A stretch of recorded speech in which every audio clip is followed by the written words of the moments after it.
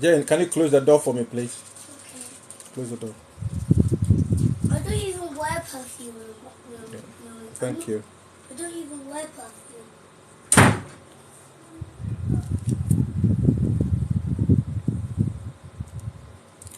Yeah, hello, good evening, everyone. I hope you're great. Good evening, good evening. So, what we're going to be doing today, yeah, thanks to all those who have joined. Yeah, as I did a video yesterday and I talked about it, obviously, this afternoon during the live. Josie Kelly, I see you. Guys, if you join, please power tap. Let's get the numbers up. Keep power tapping on your screens. What we're going to be discussing today is at 8 p.m. I'm going to have my sister join us, Dr. Lois Damte. She's going to be joining us. And we're going to be discussing everything about student scholarship, life in the UK, and everything in between. And after that, we're going to be doing Q&A. Prophetess G. Rema, yeah, I see you. How are you doing, Prophetess? I hope you're doing great. So, guys, if you join, just power tap on your screen. That girl called Lois, Dr. Lois, if you are here, yeah, you can request, then you can come up. Now, Virginia, how are you doing? I hope you are great. Good evening. Yeah. Let me try and raise this thing up a little bit so I don't keep looking down. Okay, this is much better. Yeah, Manfred, I hope you're good. Now, Virginia, okay, good to hear that. Manfred, yeah, I'm good. I hope you are also good too. Vincent, yeah, I'm good. Cookies, I'm good. I hope you're all doing great. Okay. Michael Ofosu Asante Ofosu entry bed boss yako your name there and penifo dimpa Michael Ofosu entry boss yako. Yeah, guys, keep power tapping on your screens. Nemesis, it's been a while. Yeah, I'm always here. I was even here this morning, yesterday, and this morning or afternoon. So maybe you didn't join. It's boiling. It's hot, very hot in the UK. Yesterday and today has been very, very hot. I think it's probably hotter than Ghana. So yeah, which is good. We are not complaining. Okay, I see our sister has joined us. That girl called Lois. She's joined us. Guys, keep power tapping. I'm going to be bringing her, our sister, who is going to be, yeah, she's here.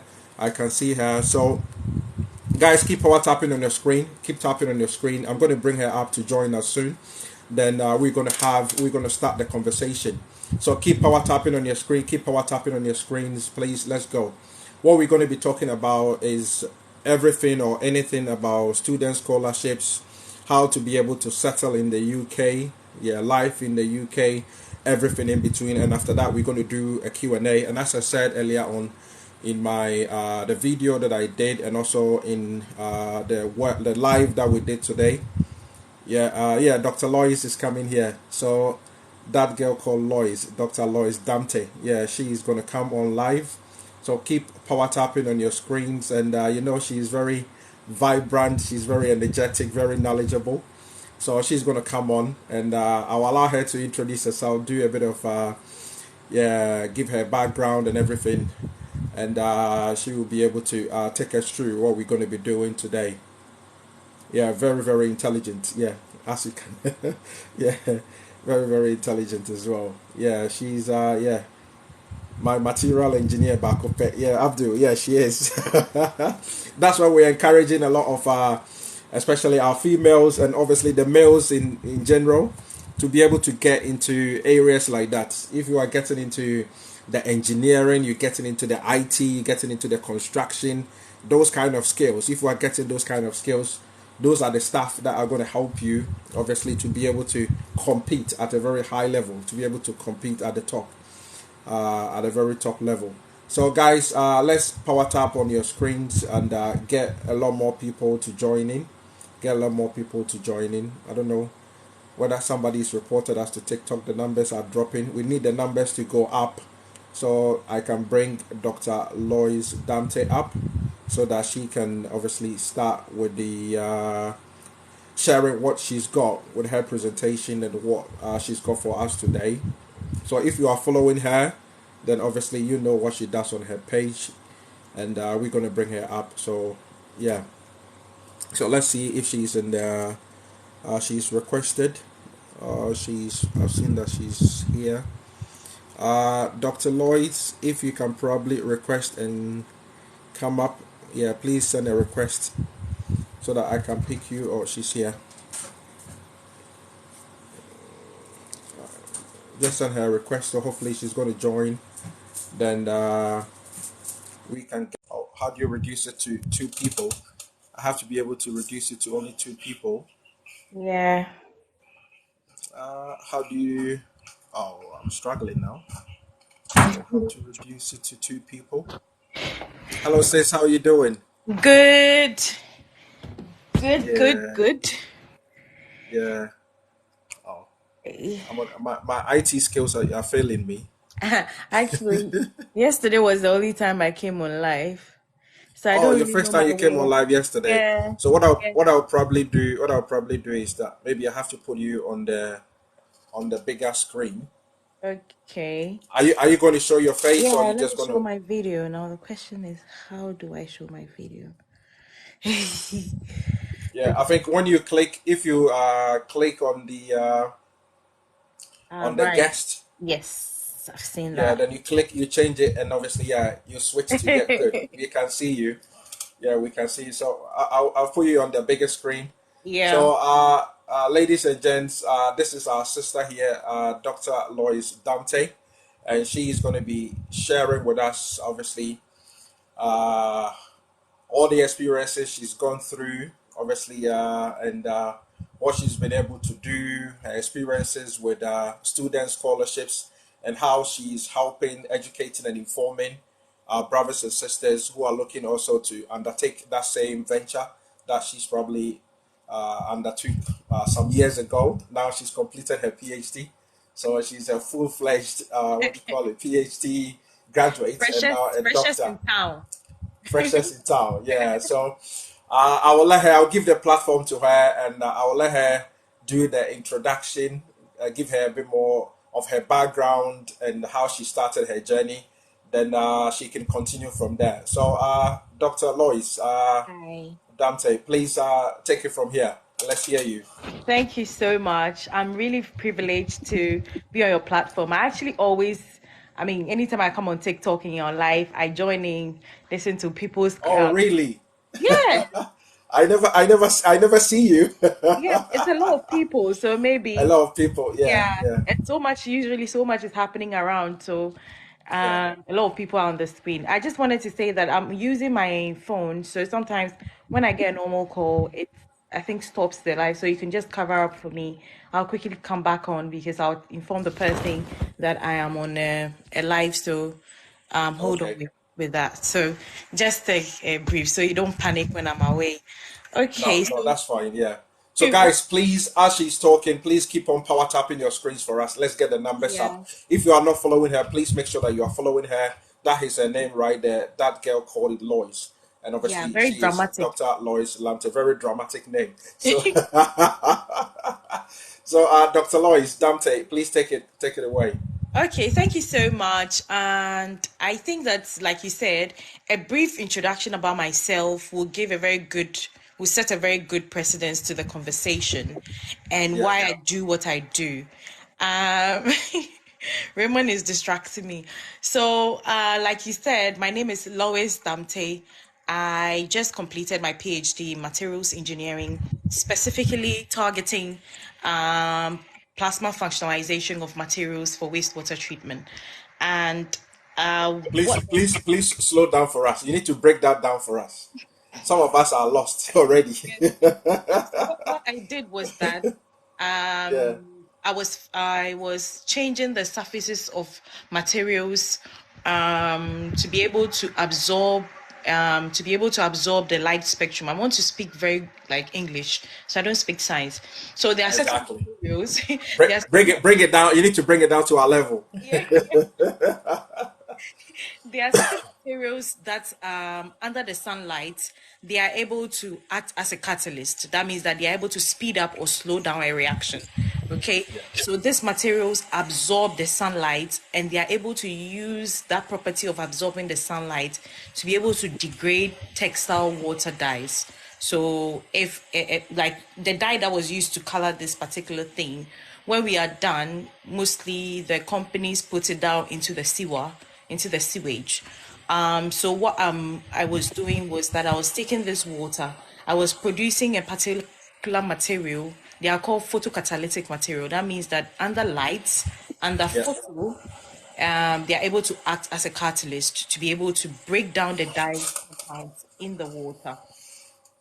So in producing that materials, so many things happen. So mainly we harness the property of physics a lot, semiconductor physics. So I learned a lot of semiconductor physics. I learned a lot of semiconductor chemistry, where I changed the material property to be able to exhibit that photocatalytic. And one of the things I used was plasma functionalization. So a lot of people use different processes to be able to do that, but I was harnessing the fourth state of matter, which happens to be plasma. So we know of water, we know of gas, we know solid, right? So I was using the fourth state of matter to be able to do that. It's a lot of semiconductor physics. If I go into it, I'm sure people will run away. So Exactly. So I think, obviously now you are speaking a bit more plain English, so which is quite good. And I know that most people will appreciate it. Guys, keep power tapping on that. So we're going to get into the very interesting bit that everybody is very much interested in. So keep power tapping. If you're not following her already, you can see the knowledge and you can see the intelligence and everything coming through there. And that is what we are encouraging our sisters, we are encouraging our brothers to be able to go into. Instead of coming on TikTok and doing all sort of twerking and do all of that, you have to twerk in your brain, If we're able to twerk the brain, rather than twerking your bum, these are some of the things that you're going to get. You're going to get all these opportunities, and you can see already the intelligence coming through there. So, you can continue from where you ended, and continue for us. So I think that prior to that, I'll speak about the whole journey straight from Ghana. I'm coming from a very humble background, and I think that's one of the things people don't appreciate. I think that in my nuclear family, maybe extended family, I might be the first generation PhD in my family, and a very young one. I'm still, Me too. yeah. Me too. I'm the first one. First one, exactly. And you know the cons that comes with that, because you know most of the time people don't really understand what you're doing. So you have to be able to, what they know is that, hey, into school, you go to school and you don't get tired, right? That's the perception they have. And it's a very genuine concern. And also coming as a woman to be able to do that, it's like, oh, so you won't marry and all that. You know, all these are valid concerns that are happening around us. So what I'm trying to say is that to be able to pursue such a particular field, it took a lot of determination, and probably that determination was what spearheaded, I mean, where I am today. So I studied materials engineering in University of Ghana, Legon, and for 4 years. And during my fourth year, so I mean, I've trended in Ghana for a couple of different reasons. One of the reasons being that I was the only girl in my class, and also I think that one of the other reasons was that I actually failed my first and second year. So it was only my third and fourth year that I started sitting up in my bachelor's. And when I took that race, I was not ready to go back. I was running with the speed of light. So I didn't make a first class. I made a 2-2, which was a second class upper. And even with that, I actually was the highest graduating, student of my class, even with that grade. Wow. There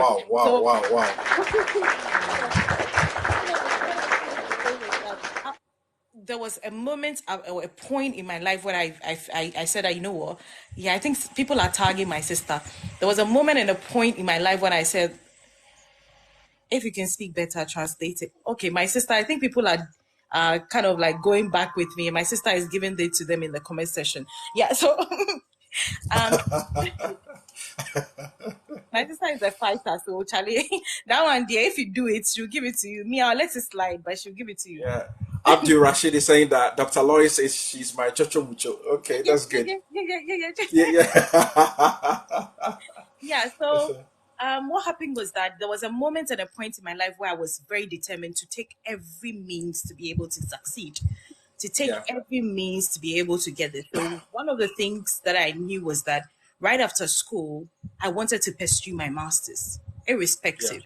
Now, during my fourth year, I took a project. Now, this was a project that nobody had expertise in the faculty. So I had to collaborate with the chemistry department, and the chemistry department led me to a project they were doing in Austin University, which is in Birmingham. Okay. So it's leading. It's a story, and so follow me. Stick with me.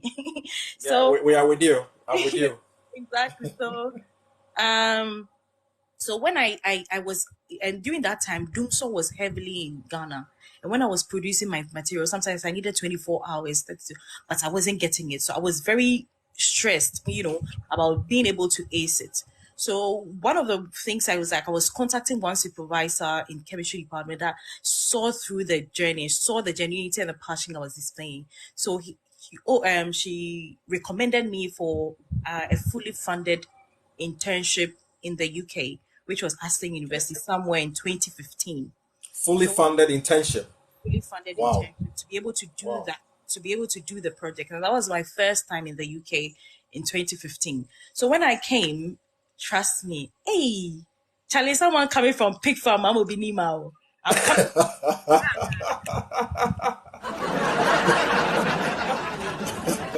Yeah, and I've gotten the opportunity. I wasn't ready to let it go. I think that's one of the things people think it's normal. Getting some opportunities are normal, but some of us, we had to work it out. So when we get the little, we appreciate it. I mean, even the Bible says someone says shatter doctor. Is that where Shatawale is from? Exactly. Okay. Yeah. Yeah, his cousins are just behind our house, so he comes to our home. Okay. Me, I was very involved in the society. I wasn't like, my chairman, no. We are going all the way around, and I'm very fluent in Hausa as well. So when I got the opportunity, I maximized the opportunity to the best, and that was how I got my first scholarship to do my master's in the UK. That was an MNG. And the scholarship's name was the Liverhome Royal Society African Award. Liverhome Royal Society African Award. Guys, you should be making notes. Some of these things that she's talking about, you can have your pen and paper. I've told you that when you come on my live, pen and paper, you'll be making some notes, or you can be writing it, so that later on, when we get a bit in depth, you can come on and ask your direct questions. Then she'll be able to explain it or elaborate on it further for you. So continue, sis, please. So the Liverhome Royal Society African Award was what funded my first master's. Okay, that was the image I did in the Liverhome Royal Society African Award. She should write the name in the comment section as well. I don't know how I can be speaking in right, but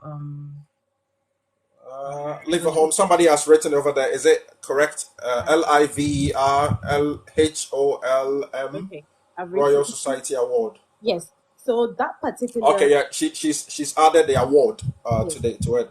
Liverhome Royal Society African Award. Yeah. Yeah. So that particular scholarship was what funded my master's in the UK, and it was fully funded.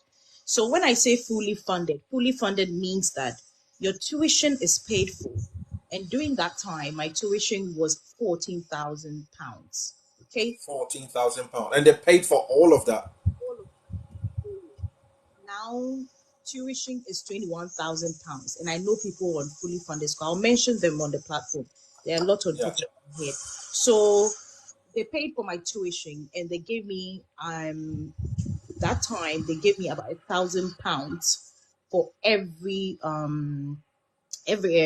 like stipend, like money for living, subsistence, maintenance, and all of that. Yeah. So out of that, I paid my rent. I think your voice is getting a bit lower. I think you're moving away from the phone. Yeah. Okay. So is it much better? It's much better now. Yeah. Okay. So when I got that, they paid for my subsistence and all of that. So Yeah. after my master's, my 1 year master's in the UK, I went back to Ghana to do an MPhil. There you go, Okay. Charlie. So the MPhil was because I was passionate about what I was doing in my MNG. What I was doing was that I was producing a particular material that can convert food waste oils into biofuels. Yeah. Okay. It's a bit like what McDonald's, KFC, and the likes. They are doing that as well. Yeah, so Yeah. that was how the project started. So Okay. most of the cars in Birmingham in Aston University run on that fuel, actually. Wow. Okay. Yes. So we were working with McDonald's and KFC. So we take their Okay. food waste, compress the oils out of it, get the oils out of it, and change the oil into fuel. Okay. So the reason why I came back to Ghana because the then Minister for Science, Frimpong, was also Honorable Frimpong. Professor, is it Professor Frimpong Manson? Yeah, Frimpong Manson. But then, Okay.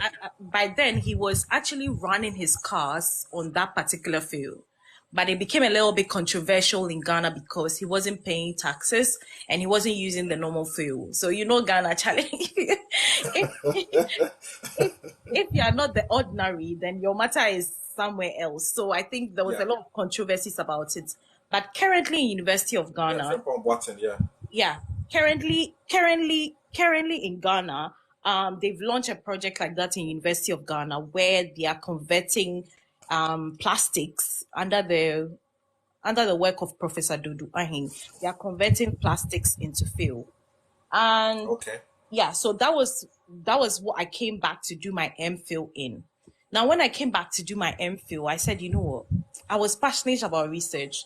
I wasn't passionate about. So the time that you were going back to Ghana, when you completed your fully funded master's degree over here, and you're going back to Ghana to do your MPhil, did you have plans of coming back, or you just wanted to go and stay in Ghana and just carry on with life as normal? Actually, I to be very honest, I wanted to come back.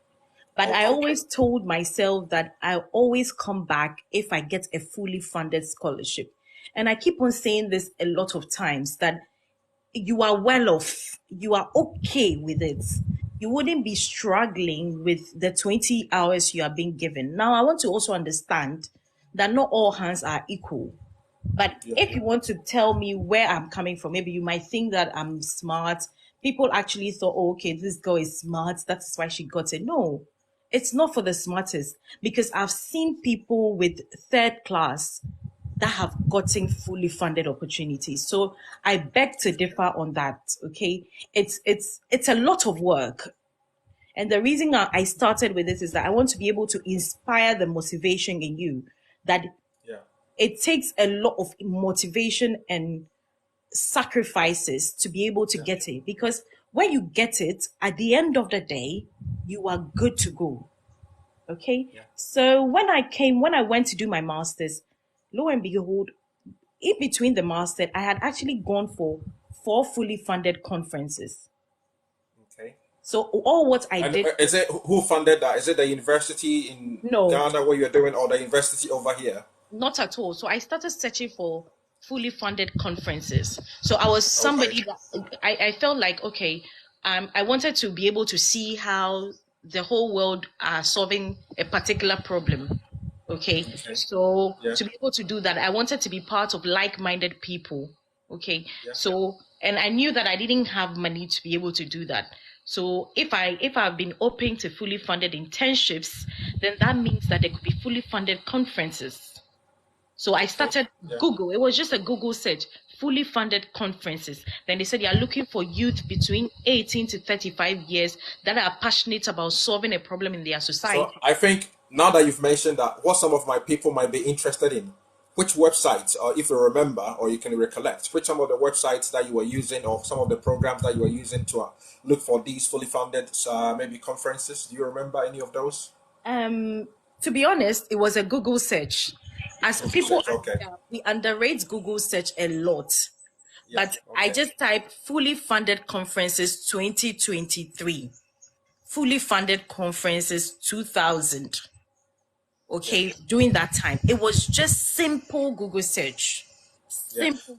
So obviously, when you do that, a lot of things, Google probably will show you a lot of things. How are you able to decipher? How are you able to know that this is probably a genuine conference or maybe a fake conference? How are you able to tell the differences? So usually, most of the conference take you to their original page. Okay, because a lot of people have compressed information at one place. You get a little bit confused because they want to drive traffic to their website. So when you click on it, maybe example, you find fully conferences at opportunities for Africans. There's a page called Opportunity for Africans. So they post a lot of scholarships or fully funded opportunities for only Africans alone. Guys, please make sure you're making some notes. All these things she's talking about. Opportunities for Africans, Yes. Opportunities for Africa. I'm just going to write it. Yes. So there is opportunities for Africans, and they post a lot of opportunities for Africans that are fully funded or that are, So when I go there and read the information, now you have to be intentional. Intentional means you have to be open-minded and read. Guys, when I mean read, I've seen a lot of passive readers and people that are trying to read to understand. And if you're reading and you're getting confused, it is good to take a break, go and come back. Okay? Now, when I read, I saw that they said there's a lot of information. They say apply here. So you click on the apply here. It has to take you to the original website of the conference. If it doesn't take you to an original website, if it takes you to a Google form or something like that, sometimes more often they're just taking information to be bombarding you with scam. But it always has to go to the website. Now, if you even find the program, so example, one of the fully funded conferences I went for was funded by Robert Stephen Bosch. Okay, I'm going to put that. So Robert Stephen, I don't know whether I'm going to spell it. Yeah. So Robert Stephen Bosch was funding African scientists who are passionate about doing projects in their country. And during that time, there was Doomsaw. Okay. And during the Doomsaw time, I was just thinking that we have abundant solar. So the solar, what are we using it for? I don't understand. We're just wasting it. I didn't used to understand anything. And I was like, I formed a project in my mind like Energizing a Billion Lives. EBL, Energizing a Billion Lives.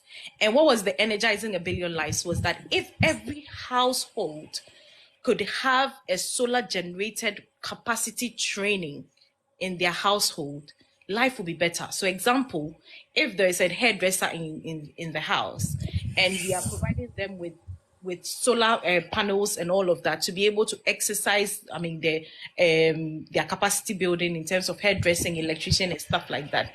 And these off-grid solar panels are available to them.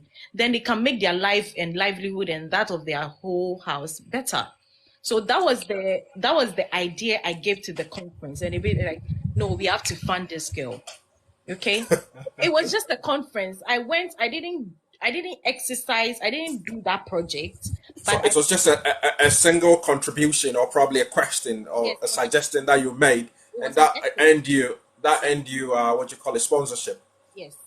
So it was a project. It was an essay to write 500 words. And the moment you submit it, they get back to you. Congratulations, you've won so and so, fully funded. They will take it from there. Okay. So like maybe I might be sounding. You have to challenge your mind now. A lot of conversations are going on around climate change. A lot of conversations are going on around AI. A lot of conversations are going on around probably. If in case you don't know AI, that's artificial intelligence. So sorry. Yeah. So I always challenge people that irrespective of the field that you find yourself in, how can these two things incorporated into your field? Now, people who did business will argue that no, there's no way to do this and that and that and that. And I was like, there's something there's a conversation going on around sustainability. How are we circular economy?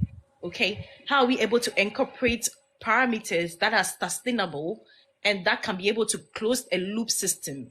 I mean, obviously a circular economy. So when we get an output, we can feed back the output into the business to be able to generate an input. Yeah, Okay. to add a bit to what you just said. If you remember, probably going back to, let's say, about 5-10 years ago, maybe about 10 years ago, you look at all these global what you call it, bilateral or multilateral companies, the likes of Google, maybe even the banks, JP Morgan Chase, Barclays, HSBC. You look at all their CEOs, most of them were coming from a business MBA background and all of that, or economics background. But now, if you look at all these CEOs of all these big conglomerates, most of these people are coming from engineering background, because they are the ones who are able to make impact, to be able to create and affect, obviously, the future generations and all of that. So yeah, you're perfectly right on that. Yeah.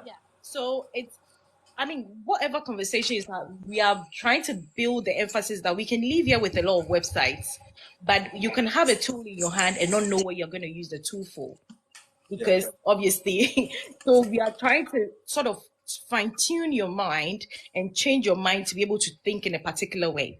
So what I'm saying was, there are topics around climate change, sustainability, artificial intelligence.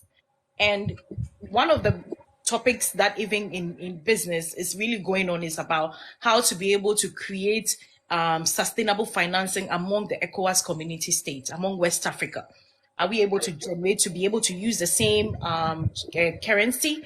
How are multilateral, bilateral, trading going on among West Africa and all of that? So that's a particular, area that is creating a lot of conversation. So anytime you are within a particular field, you want to ask yourself that, how does it contribute? Because what scholarships does is that they are investing in you to be able to come and invest back. Yes. That is the baseline. So what capacity? You cannot give what you don't have. So what do you have as a person, as an individual, that if we are investing 14,000 plus £1,000 every month in you, what are you going to give back to society? Now, remember, some of these scholarships are NGOs. Some of these scholarships are charity organizations, and they want to feel tangibly that their investment in you is yielding results. Okay, so those are how the scholarship packages come in. I don't want to be reading comments. I want to finish talking. So one of the things I always say, I'm going to explain. Whenever you are going to look for a scholarship, now every time you have to look out for fully funded scholarships. Now a lot of people come to me and it's like, don't worry, I'll use my 20 hours to work in yield. A lot of people have done it. Okay. Yeah. But I have a lot of people in my DMs who we actually support. We are not going to be speaking or mentioning names here, because the 20-hour does not yield. See, the stress then go take stress for this kind. I like the pigeon. I want to come down to our level, like, so that we understand. Yeah. And it's possible. People are doing it. People are bringing dependents to work. But there are a lot of circumstances around those things. And me, I am stress-free. Me, I like stress-free life. Maybe to some extent. That is always the best option, to have a stress-free life. Yeah. I will hustle back at home to get the opportunity to come. If it's going to take me a year to get that fully funded project, I will sit day and night. I remember that I had a group of people, about 10 of us, and we were at night, till 5 a.m., we were applying for scholarships. Wow. In a night, we can apply for almost about 10, and we'll get rejections again. We'll get rejections, but you know what? Rejection, we will still keep going. We will go and go till we get it. And you see, the thing is, yesterday I was sharing with a colleague that I have one mentee. And that mentee, and you know that mentee, God forgive me, but that mentee that you speak to, you know that no, this person there, Charlie, you know if he gets that the scholarship, you don't get it. Yeah. See, now the guy has just gotten a PhD in Spain. He got an Erasmus Mundus scholarship in Spain, finished Erasmus Mundus, and has gotten a PhD. So okay, let me ask this question before you proceed. How many scholarship opportunities do you reckon that maybe you applied for before you were able to get the one that you had for your PhD? I'm sure I'm sure over 100. Over 100. Over 100. Guys, have you heard?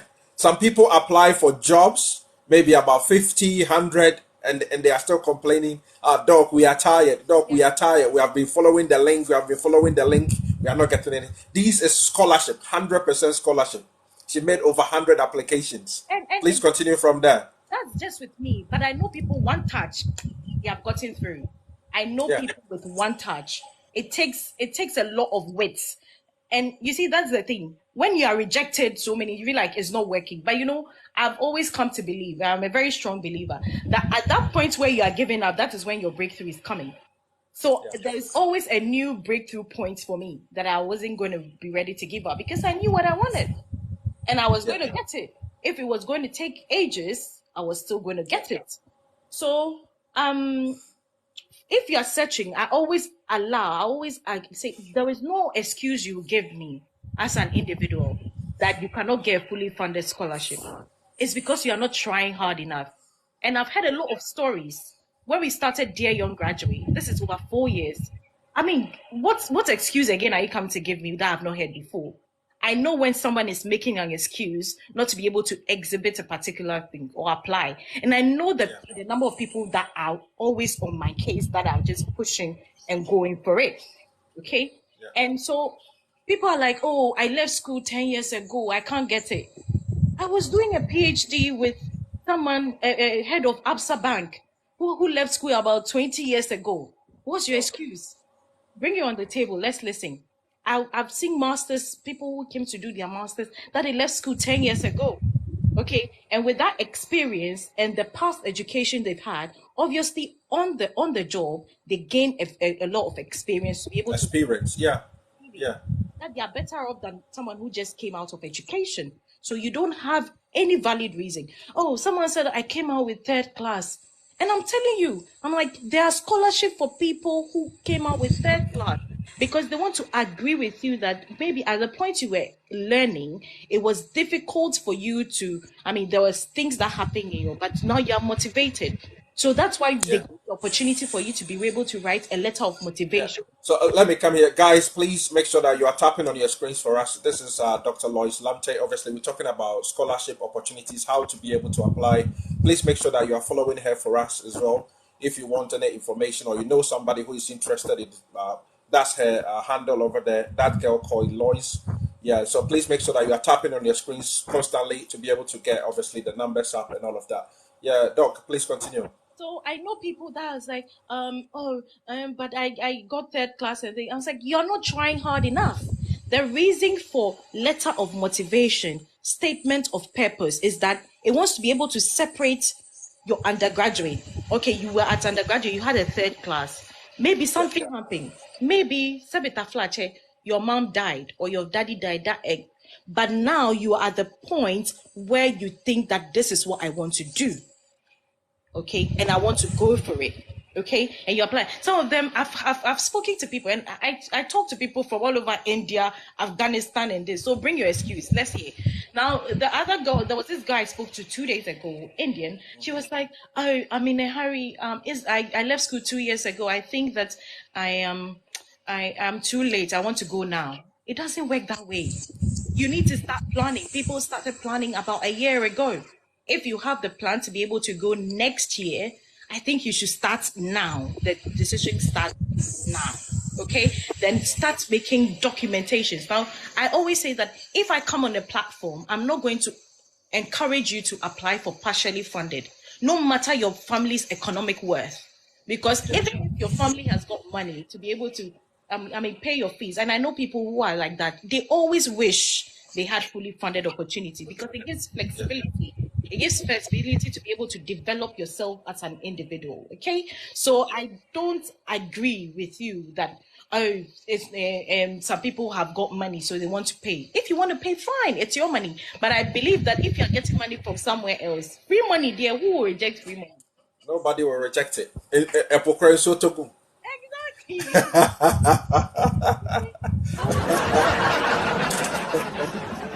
I'm just going to list a couple of if you're coming to the UK and Guys, please make sure that you've got your pen and paper ready. She's going to give us a list. She's going to talk about it, explain it.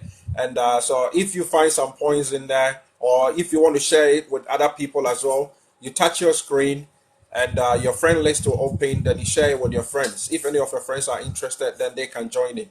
So please continue with your list. yes, so for the UK, the first website that posts a lot of masters and PhDs is jobs.ac.uk. Jobs.ac.uk. If you're looking for a fully funded master's or PhD, jobs.ac.uk is the first point of call. Guys, you see, I've also got my notepad here. I'm making some notes, so you don't have any excuse not to write down notes. If Yeah. only you are interested. I'm making some notes as well. Please Yeah. continue. Yeah, so jobs.ac.uk. Now, that is the traditional way. The traditional way is that people have brought opportunities to job.ac.uk that post it for us. We want people to apply. Okay. Now, another way, which I did, because I didn't get mine from jobs.ac.uk, it is Takashi. It's called Vim Takashi Nimpaibo Vim Takashi. What did I spot? I spotted a couple of lecturers or professors that are within my area, that were within my field.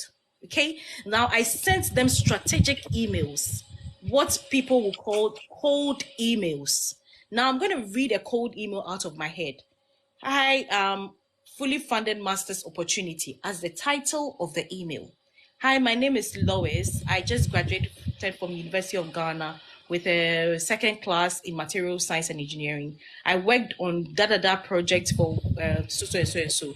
When I searched on the website, I realized that your field of area aligns with my field of area. I'm very passionate on looking at how to be able to produce sustainable photocatalytic materials for this. Please do have an opportunity within your faculty or your group for a fully funded international student. Simple. Now, simple. I made a list, Excel. In fact, that time I wasn't Excel, book and pen. I wrote all the emails of the supervisors I wanted to contact them. Every day I was sending those emails, cold emails. Two things. When they come back to me, they say, oh, sorry, we do not have an opportunity. Or another thing is that they sent to the graduate school and said that, can you look into this for me?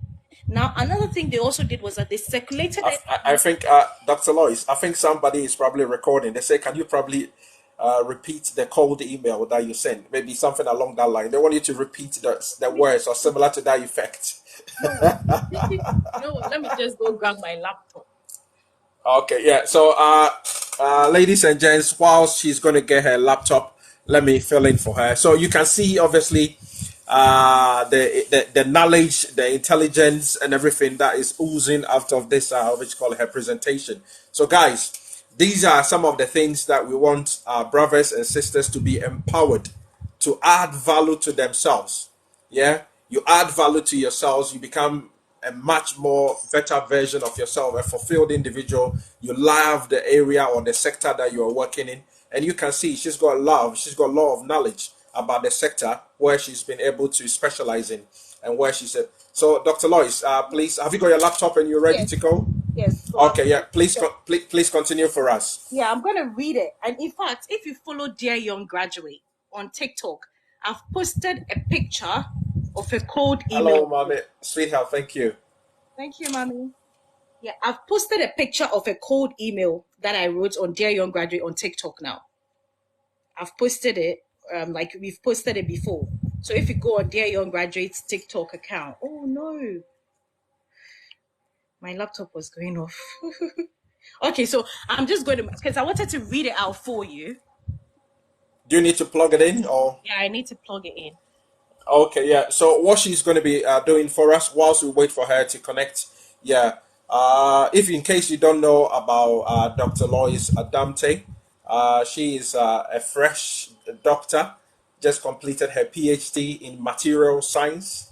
Yeah, material science or engineering. So I decided to bring her on the page for her to come and share her knowledge, her experiences about applying for fully funded student scholarships. And she does that on her page on TikTok and all of that as well. But seeing the knowledge and the intelligence and everything that obviously she's got, I believe that when she comes on the page on here, it will be able to benefit obviously my followers and my friends on this page as well. And at a very short notice, she agreed to be able to come on. So please make sure you are supporting her. If you are not gifting her, please make sure that you are power tapping so that we get in the viewers up.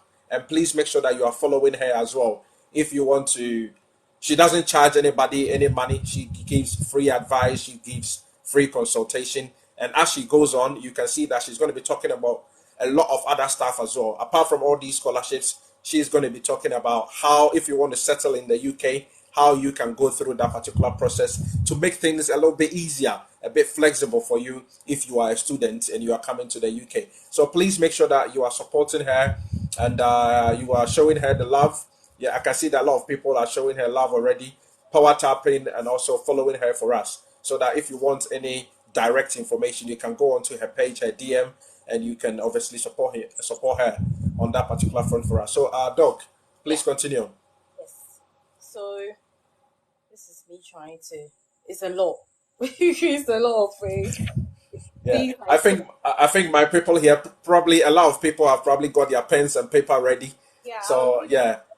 Thanks very much for the gifts. Thanks very much, now, Virginia. Thank you.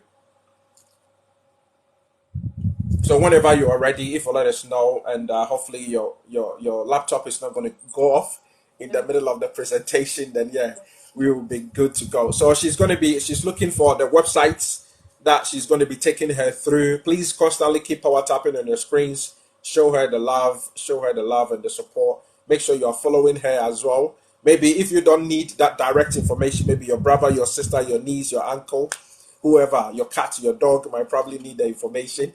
Then they might probably want to contact her, follow her. Then they will be able to get that kind of information. So she's already given us some websites. I think the first one that she gave us was Opportunities for Africans. Opportunities for Africans. She gave us that already. So if you've just joined and you didn't get that, you can write that down. And also another second website that she gave us, if you are looking for student scholarships. The second one is jobs.ac.uk. Jobs.ac.uk.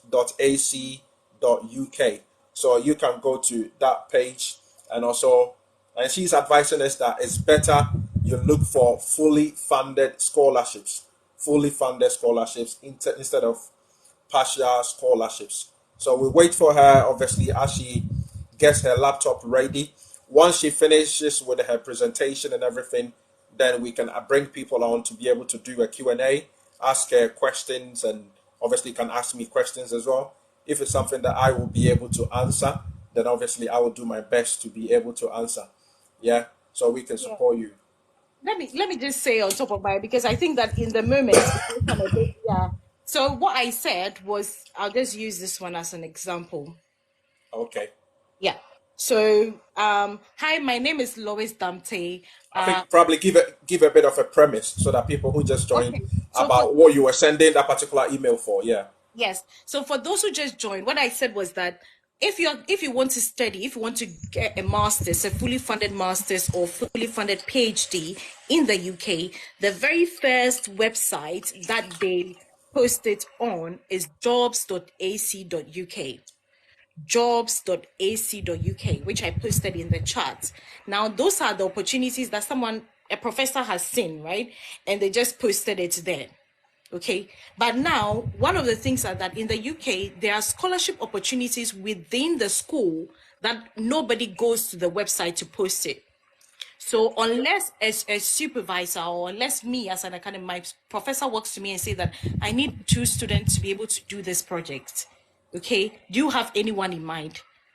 So that way, what I did was, and that's how it got me the master's and the PhD, was I made a list of professors within my faculty or my area of study. Okay, I made a list of them. So it was about, I think it was about 50 plus. It's a lot. Then now I sent them an email. Okay. No, Yeah. jobs it's not for jobs alone. If you go on the tab, you can filter by masters or filter by PhDs. You can PhD. Okay. filter by PhD. There are jobs there as well, but you can filter by masters. And I found, I don't know whether I can flip my screen so that you can see that I have the emails open. Maybe enhance. If I cannot, I'll just read that out. Okay. So I sent professors emails requesting them to sort of, if they have any opportunity, international opportunity for students. So one email I sent was this: Hi, my name is Lois Dante, a final year undergraduate student at the Department of Material Science and Engineering, University of Ghana, hoping to graduate by June, July. I'm currently working on, so that was my project, okay? If you didn't work on a project, you can mention the list of courses you did in the university that aligns with the particular subject. Relevant, that you're going to do, yeah. Right? So I mentioned the project that I worked in, and I said, I'm interested in having a fully funded master's opportunity opening within your area of study. I've practically worked with Professor so and so, that was in University of Ghana, one of the largest, I read that one of the largest universities in Ghana, from the period of so and so, where I gained hands-on experience on relevant techniques such as this and this.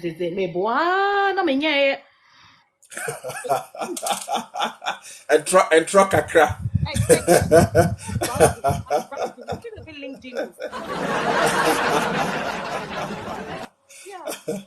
Then he said that with this, I wish I can enhance my knowledge within your particular area of study, and I can effectively gain expertise in the research projects.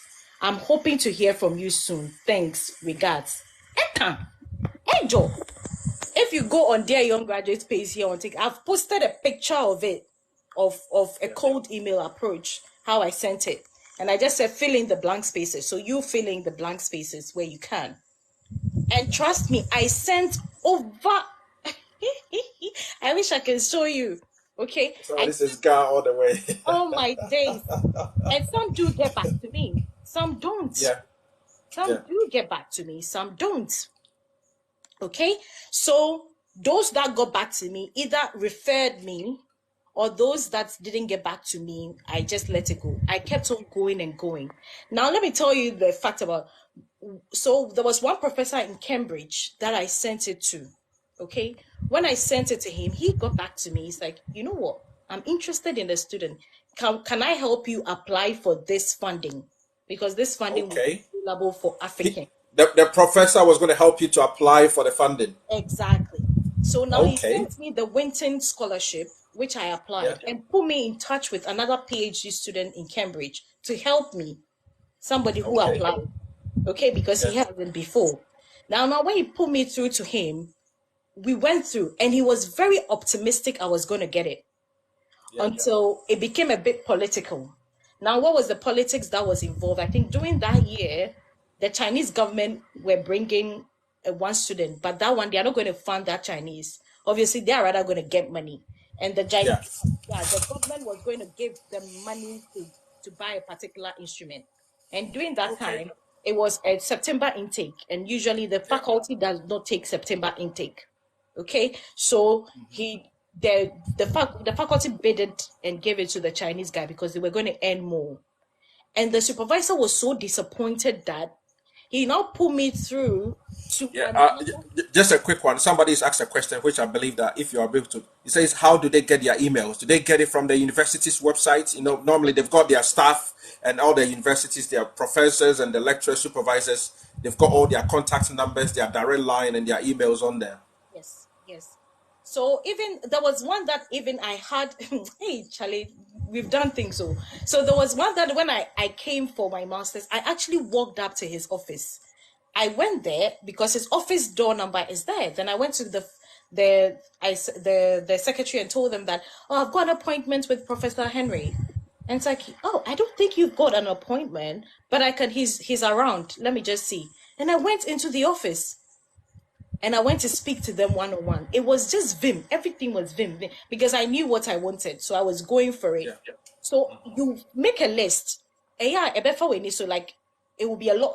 So make a list. Take a book. I had a scholarship book, a diary just for scholarships, nothing else. Okay. Then I was writing the list of professor. If I contact, I take. If I contact, I take.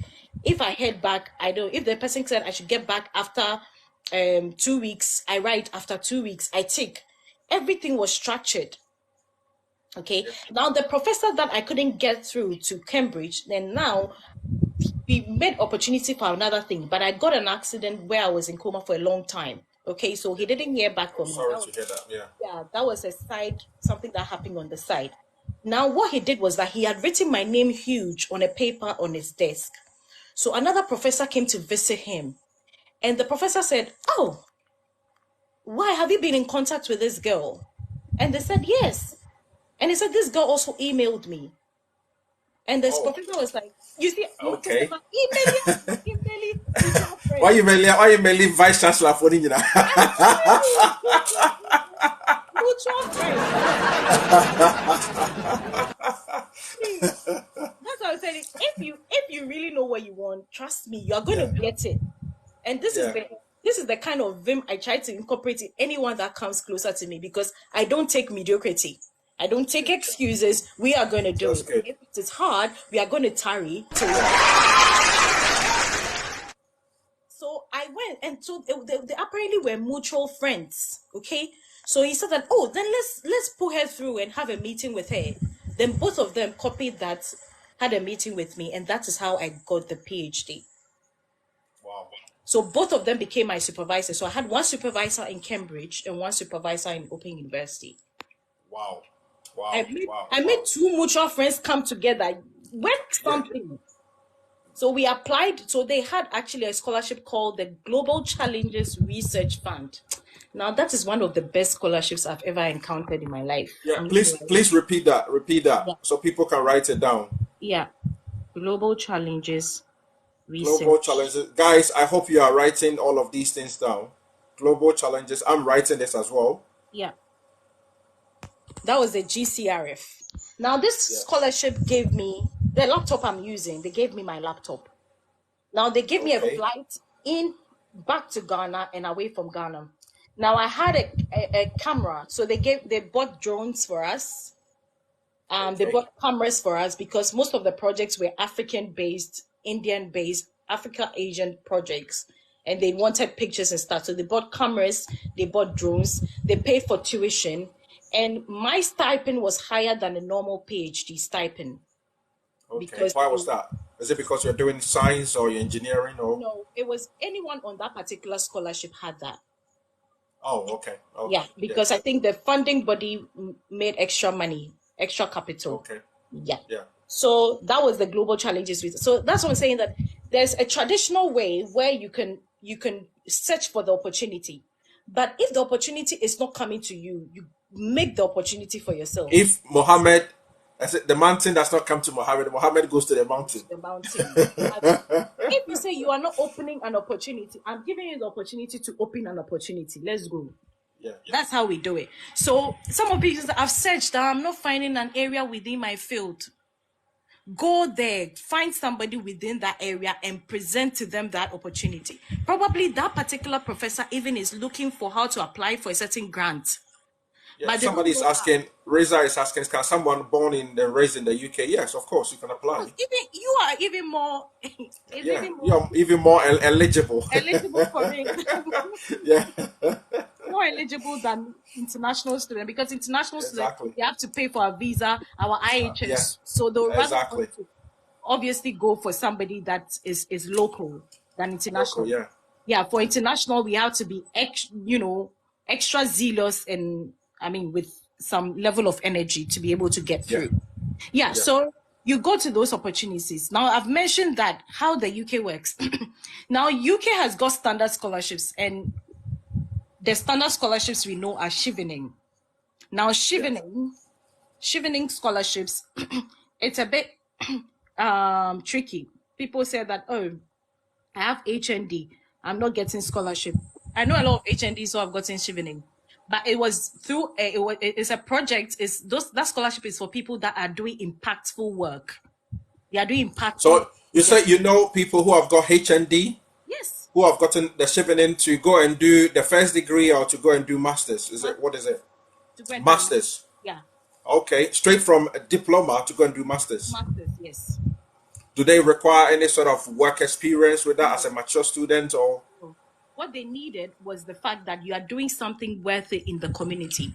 I know a teacher, 58 years old, that got Chivenon. Wow. Because Wow. That's impressive. yeah, so there's Chivenon scholarship. If you are doing impactful work in your community, there's a way to brand it. You know, branding is very important. There's a way to make it know that you are passionate about this. So with the aided efforts, you'll be able to excel to that. Okay, so I am at point A. I said, if you give me point B, I'll be able to excel to point D. I'll switch to, that is how it is. Now there's Commonwealth Scholarship. Now there's a normal Commonwealth Scholarship and there's Commonwealth Shared Scholarship. Yeah. Guys, I hope you're all writing, making some notes. So when she finishes and goes, you don't come and bother me. Doc, you know the doctor that you brought on, the Dr. Lois Damte. She was talking about some websites. Can you repeat them for me? Please make sure you're writing the notes. Please write the notes. Get a pen and a paper, or you can use your phone. Just send a message to yourself, and whilst you are still listening in. And please make sure, more importantly, you are power tapping on your screens, and you are also following here. Since we've been here, we've only got 14,000 likes. Let's get the likes to 50K. So guys, please, let's power tap and get the live, obviously, to the FYP. Let's keep power tapping. Let's get to 50K. Please continue, Doc. Yeah. So, did you do calculus? I actually did calculus. Yeah, I did. So, so there's Commonwealth scholarships and there's Commonwealth Shared Scholarship. Okay, those are opportunities to be able to study in the UK. Now, Commonwealth Shared Scholarship, what I realize about that is that I know people that immediately, most of the Commonwealth Shared scholarships I know personally are people that immediately finished national service, they were getting it. So they didn't have any work experience. It was just their education. Okay, but they had to obviously answer certain questions about where they see their life going to. Okay, and they got the opportunity. For Chivenon, I said that you have to be doing something impactful in your community. That's how to do the Chivenon. And for Commonwealth and Commonwealth Shared, usually it's mainly for people like they're undergraduate, they're background, they want to go and do a master's straight away. And they just have to answer questions of how they see their lives going forward. Okay. Now, like I said, there are internal scholarship. One scholarship that I just heard was Global Development Scholarship. I think, no, Global Development Initiative is only in University of Manchester. Global Development Initiative. Okay. Yeah, Global Development. GDI. GDI. Okay. University of Manchester. Yes. Okay. And you see, I didn't know about that scholarship, but that scholarship was apparently an in-house scholarship. So people didn't know, okay? People didn't know. It's within the institution. So it was when they sent an email and they were told about that. So it's not a scholarship that will be put on there for you to know. So if you don't create that opportunity, you wouldn't know that such a thing exists. Okay? So GDI as well is there. Now there is also great scholarships. Great scholarships is mimicking itself. University of Nottingham had developing solution scholarship. Exactly. Do you get?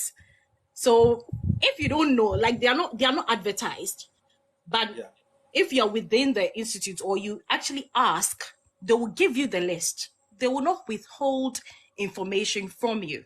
Okay. So if you ask, if you send such an email, if they don't know anybody or they don't have, they will suggest. It's not like the government scholarship in Ghana where they are already giving it to people who can already afford it. Exactly. See, if I begin to talk about it, I'm sure we will trend. We'll talk about it at the latter stage. And I'm Let's telling you, let's focus on this. let's focus on this because it will turn political. So Yeah, those, exactly. yeah, so those are the on top of my head for the UK that comes for you. Now I'm going to also list. I always don't say that there are scholarships for everyone. Everybody wants to come to UK, US, Canada. It's good. It's very good. But one of the things I also know is that another place can skyrocket you to a different point. You just need to get somewhere and be able to use that as a stepping stone to get to another point. Because I know people that went to Korea on Korea government scholarships and are now in Canada. I know people who went to Philippines and now in Canada or in the US. So if you see those opportunities open for you, just apply them. I always say that apply as many as you can and be able to now get to the point where you decide for yourself. I have one mentor I'm so proud of. He So just you get to the point you are spoiled with a lot of options, and you decide options, to choose. and you decide to choose what you want. That way, Yeah. you did. I have a mentee. See that guy, Gigi.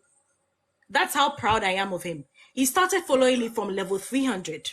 He watches all our live sessions. He Wow. watches all our programs, started psyching his mind. Now, when he finished school, he had 8 opportunities in the top schools, Cambridge, Oxford, Princeton, all fully funded. Wow. Mekakra will say Gumi. I couldn't make it. I couldn't make that. It doesn't mean my big neighbor or the Bible even said the glory of the latter house is much greater than the ones before. Yeah. And that is how he took the information and ran with it.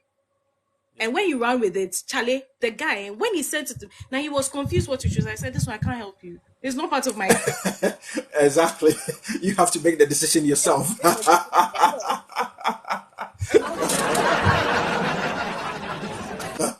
he's not a first class student, he's a second up. Yeah. I was going to ask whether he was a top flyer or a first class student. He wasn't.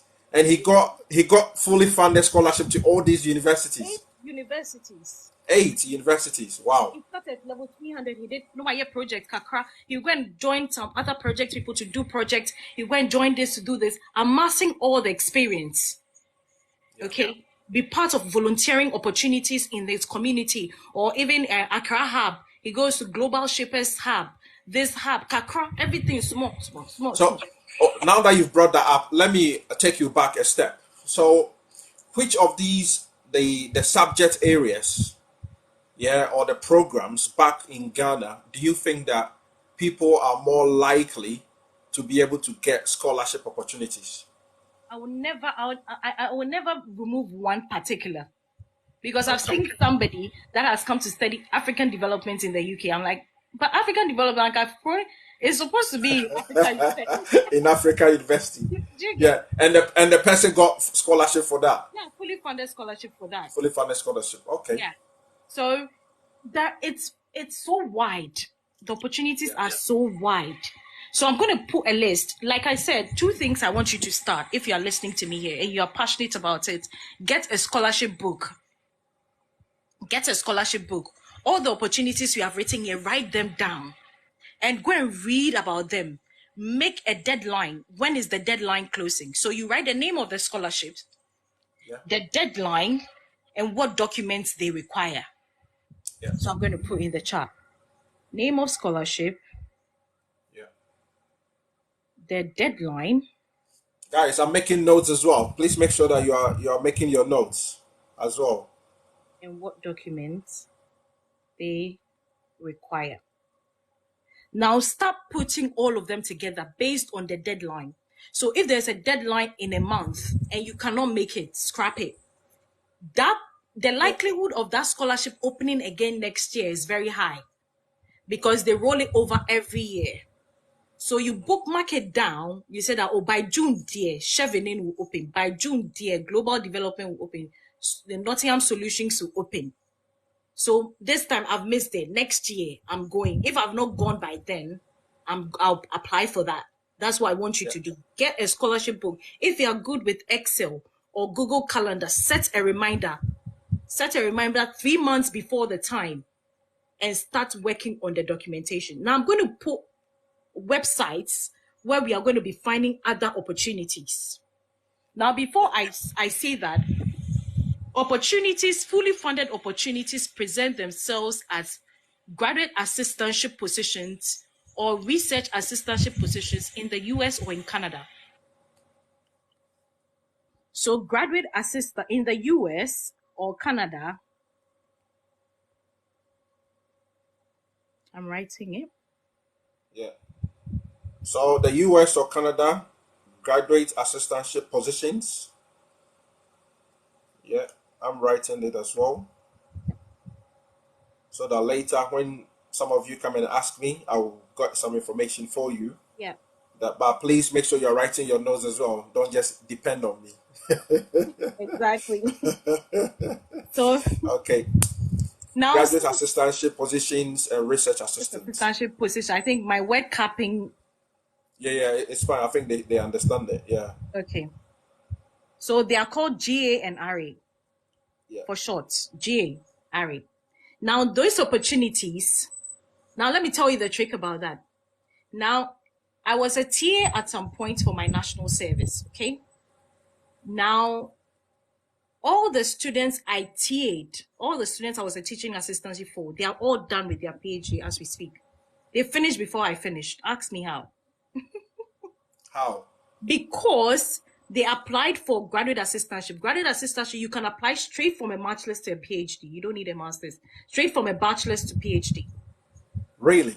Yes. Okay. They're straight, they all did, about 5 of them, straight PhDs. That's what they call it. Straight PhD opportunities. So they finish up. So if you have plans of doing a PhD, the likelihood is that of not doing a master's, maybe will waste your time or something. So just do a straight PhD. Now, for those who have already gotten their master's and they want to do a PhD anyways, it's also presentable. Yeah. Now, for those that want to just go and do a master's, you can go and do a master's, then you end it there. Because the school now present to you, it's usually for 5 years. After 2 years, the school present to you whether you want to do it as a PhD or not. If you don't want to do it, you are done, you are awarded your master's degree and you can go. But if you want to, likelihood, a lot of people continue to do it as a PhD. Okay, so these graduate assistantships and research assistantship positions are fully funded because you give back to the school. If you are a teaching assistant, that means that you are helping a lecturer to assist in the particular course. If you are a graduate assistant, that means you're either helping in the graduate school for admissions, people are coming in, you are going to do welcome address, or helping in the graduate school. Any opportunity. Some of them are even those that organize social events and all of that. So you are doing something in the graduate school and you apply for it. Okay, so those are fully funded opportunities as well. Now I'm going to mention 9 websites where this website. Guys, are you ready? We are going marathon, paper and pen. Everybody in the chat box. If you're in the chat box, paper and pen. Those of you who have got fast fingers as well. If you've got fast fingers, please type it as she's going through them, so that other people who are a bit slower, they can also see it as well. Yeah. Okay, please, if you are ready, let's power tap, and let's get a lot of people. Just type you are ready. Just say yes, or type ready, and let's go. Fire. All the websites are coming up. This one is going to be fire emoji. Yeah. Keep power tapping. Okay, so yeah, Doc, when you are ready, we are ready as well. Let's go. So the first website I'm going to give, and this is not because I'm being biased, but dear young graduate, on Facebook, Instagram, LinkedIn, that's every social media, dear young graduate, I'm typing it. We post fully funded scholarship every Mondays, Wednesdays, and Fridays. We bring people that have gotten scholarships, okay, to come and share their experience with you, what they did. Some of them do presentations of their essays, how they wrote their essays, and all of that.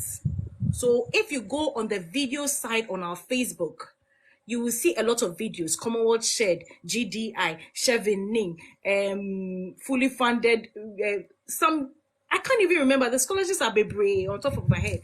Every day I get to hear new things, new scholarships that pop up a lot. Okay, so start, dear young graduate, from just go and what the name of the page is, dear young graduate. Just go and search from today to today is what 9th of September. Scroll down, September, scroll down all the opportunities there till January. You will find your opportunity. If you don't find your opportunity, come to me and come and say, I didn't find. Go there. So, dear young graduate, then now we go opportunity for youth. Opportunity for youth. For youth. There are also a website, Opportunity Desk. That is another one, number 3. That's another one. Okay, so let me write number 3. Opportunity Desk. Opportunity Desk. Number 4, Devwise. Is it Devwise? Wise, yes. Okay, Devwise. Number 5, Scholarship Portal. Scholarship Portal. Number 6, Scholarship 365. Just say 36 the whole year. The whole year, 365. Yeah. Okay. Then we have Scholarship Hub. Scholarship Hub. Then we have Scholarship for Dev. No, Scholars for Dev. Sorry, Scholars for Dev. Scholars. Number 4, figure 4, Dev. Yeah. Okay, Scholars for Dev. And the last one is the Opportunity for Africans I mentioned earlier on. Okay, Opportunities for Africans. So these websites, are they specifically for Africans or is for everybody else? It's for everybody. They post opportunities randomly for everybody. Yeah. For everybody. Yeah. But you would definitely, like, you are not smarter. Somebody is not smarter than you are. Even if they are, sometimes they are doing something more than you are doing. So you just need to up your game. Okay? And after looking, so all these websites that you're going to look, like I said, the book is important.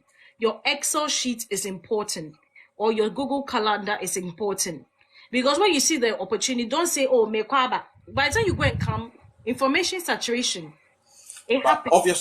Obviously, if they are looking for such opportunities, obviously they should have in their minds what they are planning, what their proposal is going to be, and all of that, because that is what is going to make you to be able to get a competitive edge and all of that. So now maybe if you can talk a little bit about that as well. Exactly. So now all this website, when you open it, they filter by words. You can filter by words. Okay.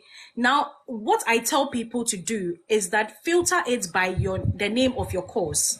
So I did materials engineering first. I'll filter it by materials engineering. Okay. Then I'll look through the opportunities there. Now, second thing is that I filter it by the course I loved when I was back in school. Yeah. So I did catalysis. Among all your coursework, what were the 3 topmost courses that you know that this thing there at the babam? Like, you know, there's this course that you did and you felt like, no, I really loved it. That was my A point, or I really loved it. One of the things for me was not catalysis. Okay. So I filter by catalysis. The next most favorable thing was thermodynamics. I could find my way around thermodynamics. So I filter by thermodynamics. And the other thing was strength of materials. That was the topmost priority for me.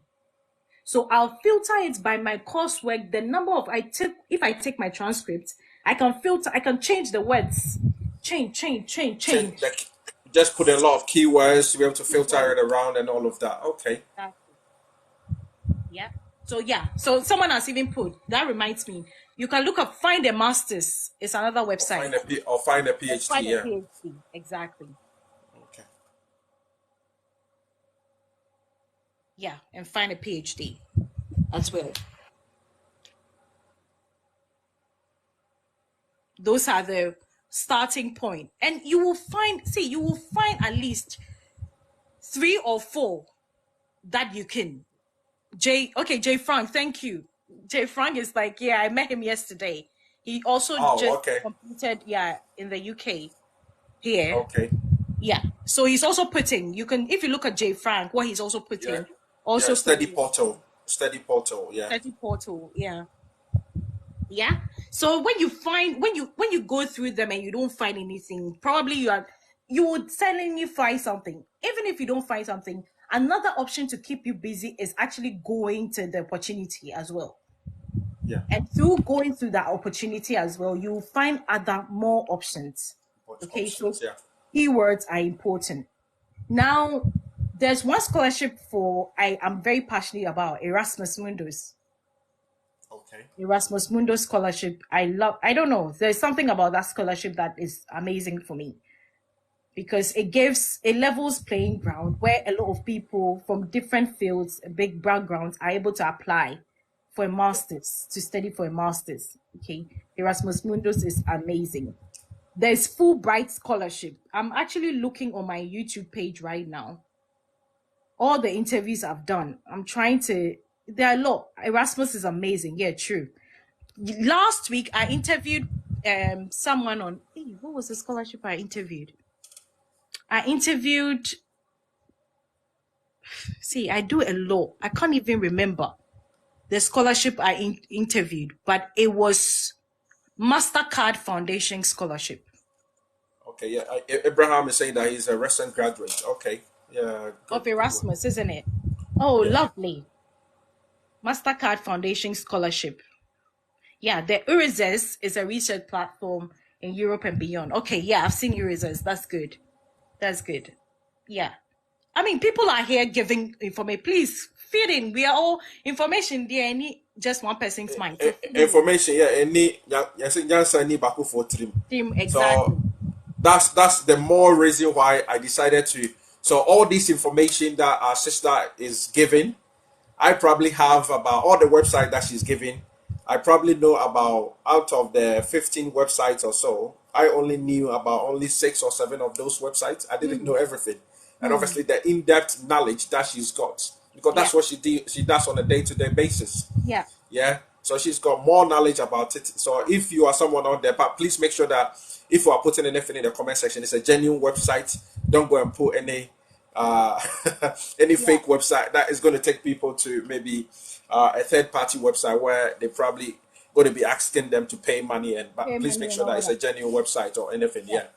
So please go ahead, sis. Yeah. So one of the things I also wanted to add is that, like I said, any link you click, make sure it's a website. It's a scholarship, not admission. There's a difference. Yeah. Because I've got a lot of people say, oh, I've got admission in the UK, but I don't have scholarship. Listen, well, because I keep repeating myself. There are no individual scholarships that are lying there to be attached to your course that you have. It's the other way around. You look for the scholarship, and when you find the scholarship, if the scholarship says you should have an admission in University of Nottingham, then you go a step back and apply to University of Nottingham, because you are hoping to apply to that scholarship. Yeah. So makes a lot of sense. Yeah. Admission in the UK is easy. You can pack like 10 scholarships, 10 admissions, but you don't have scholarship. Okay. Yeah. So you have to find the scholarship first. Always find the scholarship first.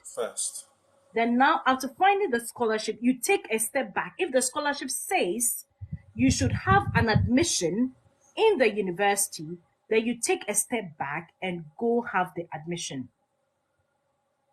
Because you can get admission in the UK in like a week or 2. Sometimes a month. And the scholarship is open till 3 months. So when you get the admission, then you feed back. Okay, so if a lot of people on this, if you come to say, oh, I've got an admission, this and that and that. I know people that open GoFundMe, and through that. Guys, sorry, sis. Guys, we've got over 330 people here. You need to make sure that, please, you are power tapping on your screens. You are showing our sister a lot of love. If you want to power tap, if you don't want to gift her as well, please gift her. She's sharing loads and loads and loads of very useful information. Yeah, Dr. Lois Dante. Yeah. So please make sure that you are showing her love. You are power tapping. You are sharing the live as well. This is how what you can do to support her. We still haven't reached our goal, which is 50K likes. So please, let's get to our goal, the 50K likes. Please make sure that you are showing her all the love and everything that she deserves it. She has earned it. With all this knowledge that she's sharing over here, if we had gone to any middleman, I don't think they've got even such knowledge, but they will still be charging you thousands of pounds and thousands of dollars. So please make sure that our thousands of Ghana cedis or Naira, wherever you are listening to us from. So please make sure you are sharing her, you are showing her the love and obviously the support as well. Yeah, so that it will ginger her. And please make sure, more importantly, you are following her as well, so that if you've got any direct information or direct questions, you can go into her DM. Then I'll say that's middleman there. Middleman for normal bon keke. When you say so, they be able to for second keke. So I can say musia dia, mo person musia dia. You don't want to learn. Yeah. Laura, yeah, thank you. He said, he said, you look very beautiful, intelligent, and yeah, yeah. So please go ahead, carry on. Yes, I'm trying to find all the scholarships on my platform that I've interviewed people, and I'm just putting them here. You know, like I can see them a lot. Oh, Swedish Institute is, it's a lot. It's facts. Yeah, this one, yeah, Bridget, you are right. This is beauty with brains. And your mom big na TikTok na no track it up tonight. Uko be with the machine. Uko be with the machine. Uko be a trade moi. Uko warren the record trafia. Uko any deal come across ye. Have meaningful conversation. Coupled with exactly. Yeah. You don't understand. So yeah, go ahead for us. Yeah. Yes. So what I said was that always know the source of your funding before applying for an admission. Don't go applying for admission and looking for funding for it. It's the other way around. Okay. I think that what are some of the documents that they will require from you? Sometimes it's written very clearly on the page. If you click on that particular scholarship, they will write the documents that they need clearly from you. But one of the things is that I could be having a conversation, in-depth conversation with somebody, and I ask you, do you have a passport? The person doesn't even have passport. So what kind of conversation?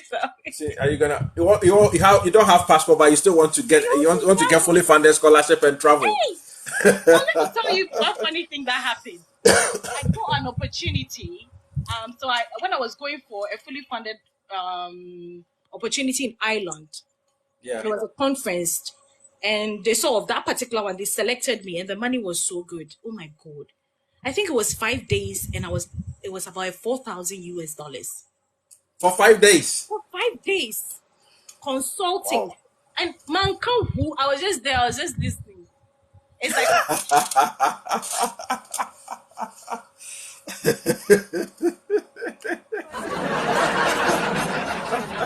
Wait, I can't say it's 4,000. Obi cry ne 2 months salary cry or you can cry and Drusa. And I was undergraduate. I just graduated. Like I've come back from the internship, the 3 months that led me to the masters, and it was so good. My mommy was even overwhelmed. My mom was like, "Hey, what did you go and say?" I didn't say anything. And funny enough, we had to now go and rush to get a passport. Yeah. Giddy passport as a woo and this. Yeah. And during that time, passport was 5 years, right? A wuna, the opportunity had come, and people dupe me. So please search for the passport now. Okay, search for the passport now. Now, likely they are going to ask you for your transcripts, academic certificate, and the people who have fastest fingers. So you write it? Please, guys, ladies as well. That what she's going through now are some of the supporting documentation and everything that you will need. So in case maybe you've just joined in to apply for your scholarship, student scholarships, or any type of application, student visa applications for specifically for the UK. So please continue from there. Scholarship require you attach a letter of admission. So what do we do exactly? So that one, they've asked you for a letter of admission. So that takes you a step back to apply for the admission. At least you have the source of funding in your mind. That is what I'm trying to say. Not rather going to apply for the admission and you don't know the scholarship you are going for. If you have the scholarship in your mind and that scholarship says that it needs a letter of admission, then you take a step back and apply for the admission. Okay? So they are going to ask for transcripts, academic certificate, and academic CV. Now people say that, oh, I've left school for a while, so how do I do my CV? Now there is a learning process in every work experience. What did you learn on your job? That is what they want to see. How are you able to extract the learning process from your job? Someone said, does GPA really matter? Me. The vim I used to do things, I don't look at those GPA things. It doesn't kill you. You apply for it. Two things. You know that maybe your GPA will disqualify you. So when the disqualification comes, you are expecting it. Okay? So I always say that don't disqualify yourself. There's a fly. Don't disqualify yourself before they disqualify you. You are not admission board. Say you see this one, they say they need only first class and second upper. And you have disqualified yourself. Mentally, you've lost. You've given up. You've not even started the process. You've already given up. Yeah. Exactly. So go into the race, learn from the race, okay, and perfect yourself through the race, and it will make you better for the next race. Yeah. So be in it. So don't look at your GPA. If you see the opportunity, said no, this thing fits what I would love to do. Apply. I don't look. I'll leave the decision for the examination board to apply to, because worst case scenario, I know I'm going to be disqualified anyway. So my heart's like I'm motromojo, like I'm there. I know that it's yeah. Okay. So That's it. Some of the they'll need a statement of purpose and a letter of motivation. Now, what I realize a lot of people write is that when I say statement of purpose, then they'll just go and start writing their statement of purpose. You don't just start writing statement of purpose. You should find the opportunity, then now write to fit the opportunity. Yeah. Because you cannot write when you mentioned the statement of purpose, you said something at the end, something again. What was it? The last bit? The letter of motivation. Letter of motivation. Okay. Yes. It goes hand in hand. One is a letter. So it's got all the salutation, the how to write a letter. And one is a statement of purpose. It's just a statement. So it's not got a letter and all that. You write it the way it is. So they ask, some of them ask for those. And some of them ask for scholarship-specific essays. So they don't ask they ask you specific questions and they expect you to be able to answer them the way they want you. And they use that as a ground to be able to separate everybody. Yeah, to separate the men from the boys. Exactly. Or the lady from the women from the ladies. Yes. Now, some of them, let's teach them about cold emailing. I've done it right now. She's already done it about half an hour ago or so, 40 minutes ago. Yes. So there is a sample on the Dear Young Graduate page on TikTok. There's a sample of a cold email. Cold email is just emails you are sending to professors to go to the opportunity. So, J. Frank, I spoke in depth about going to the opportunity and attacking them for yourself. Yes. So some of them also ask for English proficiency exam. Okay. There is IELTS. There for the US, Canada, sometimes they ask for. With that, in the UK, is that compulsory for, or is there some universities probably can get an exemption from it? You get exemptions. There are exemptions. Okay. So I was going to come to that. There are English proficiency waivers. You can waiver it. You can write to the graduate school to say, you know what, look, I have studied this and this amount of years in English and this. Fine, attach my English grades and everything. Can I be exempted from it? Worst case scenario, they're going to come back to you. No, it's a standard exam. Yeah. 2, yes, we've waived you of it. and you do it. Now, funny enough, my master's, I didn't have to write the IELTS. After I went back to Ghana to do my MPhil, I was coming back for the PhD. Now they were asking me to write IELTS. I said, so have I forgotten the English? I don't know. So you've done your first degree, you came here to do your master's, you've gone back to Ghana to go and do your MPhil, which is a research degree, and now you're coming back to do your PhD, and they're asking you to go and write the IELTS. Can you imagine? I was shocked. And in fact, my supervisor insisted, and I was like, my supervisor, my English is better than you. The English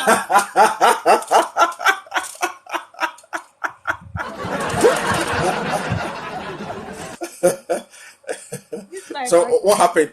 So did you still have to write it? Yeah, I wrote it because it was a requirement, and I had to. It was a requirement. You had to write it. Okay. Yeah. If the university issues your English proficiency letter, the better. The better. You can submit it to the school, the graduate school. Anytime you see a scholarship, there's always an email to ask for enquiries. Choose that, select that email, and send them your letter ahead of the scholarship you're applying for, and tell them this and this and so and so and so. I have this to prove it.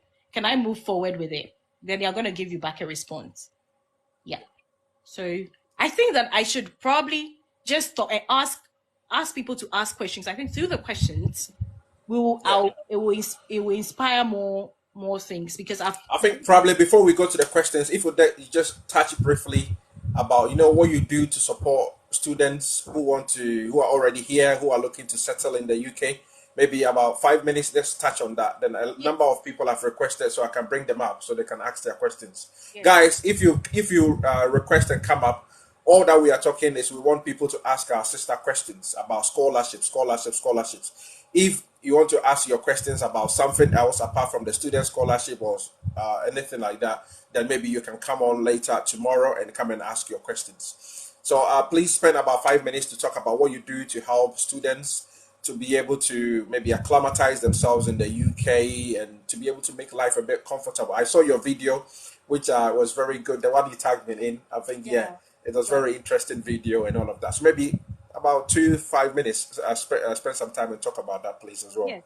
So from Dear Young Graduate, we realized that a lot of people ended up coming. Look at somebody has written down there, Joel, single and searching, live in UK. Are we doing our soulmates here? Joel Moses, we are not doing a Kechuku, we are not doing single and searching here. Why? Please.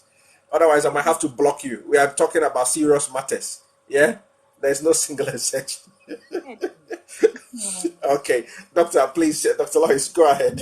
So basically from Dear Young Graduate, we realized that a lot of people that end up with these scholarships come back to us to testify, oh, I saw this opportunity on your platform and I applied and I got it, or through your guidance. Now, one thing Dear Young Graduate also does is that we have a number of mentors. So we have something called Scholarship Buddy.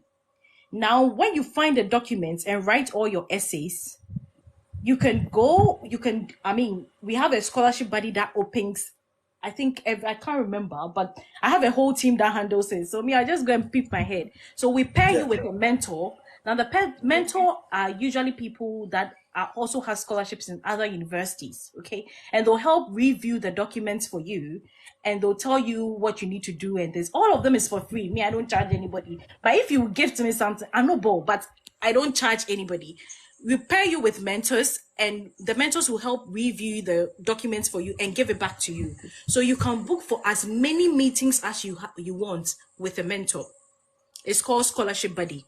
So now all the people on that cohort, ideally, we can have about 30 to 40 people at the same time, because we make sure that the people we are choosing, they have found a scholarship, they have found their documentations, they have written their essays. All they need is somebody to help read through for them, okay? Which is something that people charge, $100, £100 and that to do that for you. But we do it for free. So you put it through, then they help you to review. Now, among all the people that we select, we get almost about 5 to 6 people or 8 people at a particular time that get the opportunity. And whenever they are going, they are asking, well, how do we do this? How do I look for the flights? How do I do this? So I just thought, my colleagues and I, And I get a lot of people in my DM on LinkedIn asking me, "Oh, I'm coming to here. What do you think I need?" and all of that. John Fire. Yeah, you have to be steady in your comments. Otherwise, I'll block you. I've just blocked the other guy. Yeah, we are doing serious business over here. If you want to look for a partner, please go on to other page and go and look for partner. What do you mean by that? Unfortunately, I might have to block you. Yeah, we are talking about serious matters, and you are just in the comment section just joking. Please, we are here doing serious business. Yeah, we are not here for fun. When it comes to fun, we all have fun, but now we are doing serious business. That is going to help our brothers and sisters to be able to better their lives. So, sis, please go ahead. Yeah. So when they come, we assist them. So I have a couple of colleagues, myself and 2 Indians, 1 Pakistani, Afghan. It's a whole team that we are helping people from everywhere. We come together, ask questions. If you have not come here before, you don't know, you can't figure yourself, you don't have a friend, you don't have this thing and stuff like that. So we just help you to settle in the UK. Basically, from searching from accommodation, finding the right SIM plan, where are the best stores you can actually go and shop, some charity shops. We also have a couple of people that are disabilities, what they can access as disabilities, airport pickups, and all of that.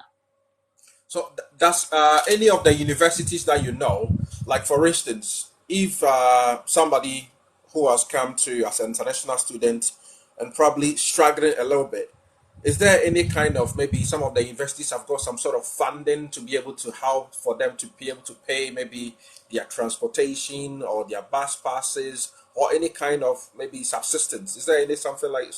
Usually it's mostly student discounts that help with Student that. discounts that they get, yeah. Yeah, they don't pay subsistence unless the only way for people that have arrived, I always tell them, is that try and work on a project. Yeah. Try and find a supervisor in your faculty and express your genuine consent to be able to work on projects. So they are paid projects. I knew somebody who was receiving, at least, she wasn't on funding, but at least she was receiving £900 every month from that particular project she was engaged in. Wow. Okay. 6 hours. It was just a 6 hours project for £900. And it pays even her whole accommodation. She's fine. Yeah. Rather than struggling to do. So always find certain projects within your faculty, express genuine consent to work on those projects, and you will get something from it. Okay. Yeah. Thanks very much for that. So, ladies and gents, if you want to come on and ask question, I'm just going to bring people on to ask our sister questions, or maybe if I can assist as well. So please make sure that you are asking your questions in line with what we are talking about. If you know your question is about something else, please, whilst we pick you up, please make sure that you put yourself on mute so that one person will talk at a time. Ask your direct questions, or if you've got any contribution, you can come up and share as well.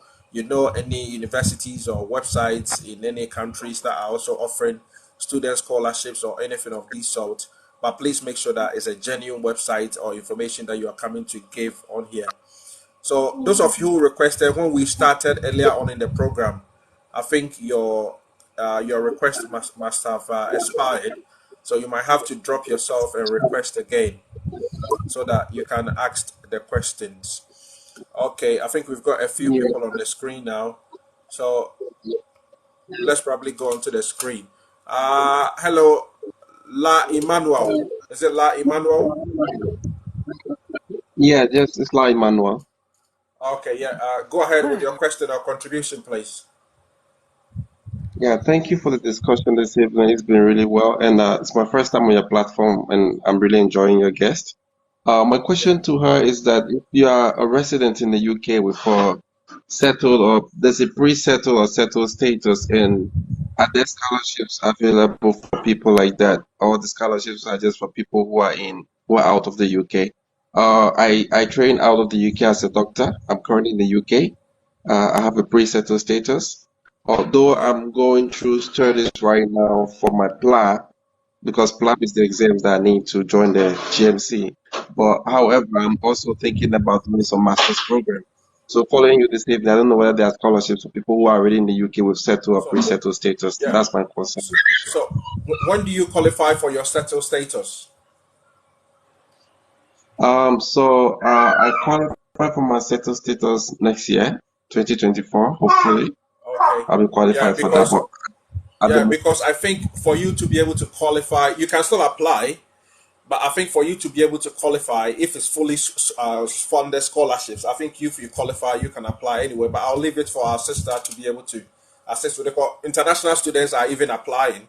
So Yeah. if you are already here, then you can apply as well. You understand? It's much easier. Actually, Yeah. almost all the funding for masters in the UK, mostly on project basis. They are project-based master's scholarship.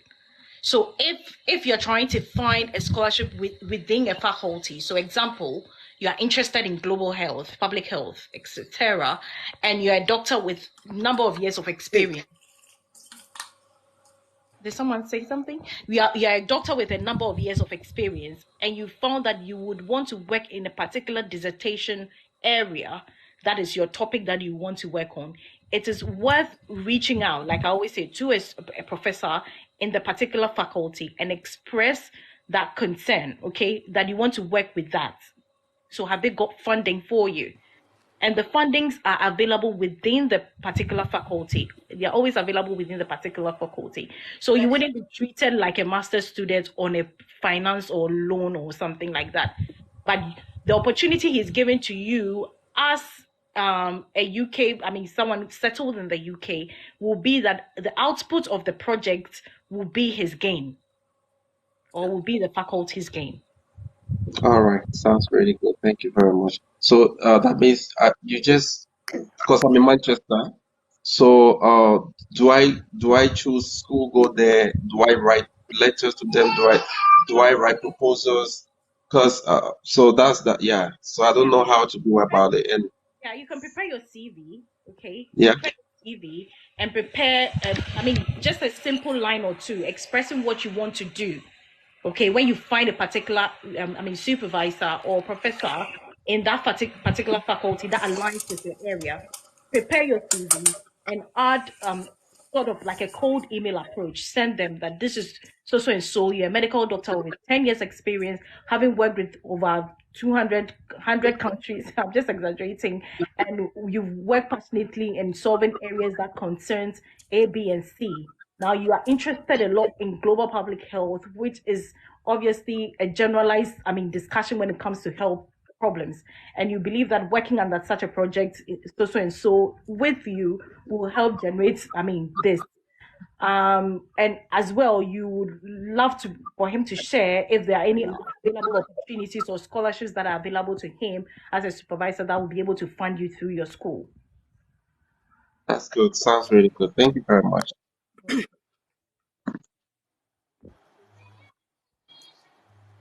Okay, yeah. Thanks for passing through, Emmanuel. Let's say who is next? Beatty. Is it Beatty Bell? Beauty girl. Good evening, sir. Yeah. Good evening. Good evening, doctor. Hi. We are both Yeah. Good Well, evening. it's my first time. It's my first time being here, and what you're doing is out of place. Like, God will bless you. I was just scrolling past, on TikTok. When we come on TikTok, it's either we hear fights, quarrel, nonsense. But since I just since I came to the page, I have been stuck. Like, I didn't even want to do anything. I was just listening. Should I record? Should I write? What should I do? Like, we get very vital information. Thank you so much. God bless you. I You're just welcome. want to ask because after my high school certificate, that's advanced level. I'm from Cameroon, by the way. After my advanced level, I had a scholarship program, a 9-month scholarship Yeah. program, Yeah. Pan African Hello, Institute. hello, sis. Please, just a quick one. Maybe, Dr. Lois, please, can you respond quickly to this one? I think you mentioned it. Maybe the person did not in the comments. It says, is it possible to pursue a PhD without obtaining a master's degree first? I think you answered it earlier on. Yeah. Yeah. So Yeah, please, that is sorry, your I can answer. hear. Yeah. Okay. Can I continue? Yes. Yeah. Continue. Yes. Okay, thank you. So I had a scholarship program with Pan-African Institute, marketing and advertising. I love business. I love what I did, but I could not continue because, Africa finance and so on. So it's been a while since 2017, 2018. So I'm asking if I can get a scholarship program under business studies or marketing, or it's been a while, but I really am interested in all that you've been saying and the motivation, how it doesn't matter how long you left school and so on. So it has really given me a push to look up to this. So I just want to ask if it's possible and if I can get some courses like undergraduate courses that I can take for the scholarship scheme. I don't know. Okay. Have you got a bachelor's degree? No. I said after my High school. high school. Okay. You see, with the pages I shared, okay, one of the things COVID came to make us understand was that you do not need a structured formal education to have education, okay? Now, a lot of people, I know people with short courses, fully funded short courses, okay? On one of the pages, some of the pages I shared, you can look for fully funded short courses that are similar to bachelor's degree. Okay, so if you find those fully funded courses, now find whether there are some within your area of expertise. So maybe sometimes, okay, it's not the same area that you want to study, but it's closer to what, Yeah. but it has a likelihood to a bachelor's degree. Okay, now if you're able to do that, now you have a very good standing to be able to propel forward, to go to the next phase. Okay, so one of my colleagues was given a fully funded short course by Coursera. Coursera is a free public platform, but once a while they roll out fully funded opportunities for people to do short courses in certain universities. So he had the fully funded short course to do in that particular university, although it So was let me probably explain a little bit here. So those of you who normally come on my page where we talk about those interested in skilled worker visa, the Coursera that she's mentioned is something similar to the websites where you go and do Allison Academy, Florence Academy, and Care Academy, and all of that. It's very similar to those ones. You can Yeah, I do loads have of the Allison. online, exactly, online courses. So it's very similar to the Coursera. It's very similar to that one. Please continue, sis.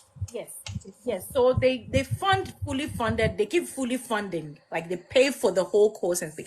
And some of them are like 8 months, 9 months, close to a year, that are likened to a bachelor's degree.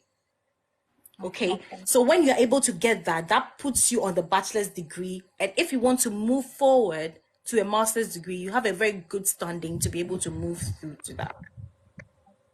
Okay, thank you very much. Thank you, sis. I followed you and I'll DM you. Thanks very much. Okay. You're welcome. so Guys, please make sure you're following her as well. If you haven't followed her, please make sure that you are following her as well, and show her some love. Yeah, show her some love. Give her the lions and the tigers and the universes. Please make sure you are gifting her. Yeah, she deserves it. She really deserves it. Okay, let's see who is on there. Abraham. Good evening, Dr. Lawrence Yeah, and good evening. Dr. Lois. This has been a very, very insightful session. I think I share the sentiments of those who have spoken earlier on, because mostly when I scroll through TikTok, it's about fights from Ghana, Bole Benami Fiole, no song. But this is actually like the first time like I've stayed on like a TikTok live for like over an hour, 2 hours, and my friend messaged me and then she was like, "Hey, where's our scholarship application?" Because we were talking about applying for PhDs and stuff like that, and then listening to this session is like a whole energy, renovating A whole something eye that will opener. push you and ginger It you. has reinvigorated your spirit, isn't it? It's like you have to do something, but you keep postponing it, and then like you hear someone talking about it, and then you're like, oh, this is what I have to do. I have to go back to the basics. Like it was very insightful, and the scholarships you were sharing, I feel like you were saying everything is on point. Like I wish I had this information when I finished school. Because when I finished school, I never had any of this information. I had to start working, start to hustle for myself.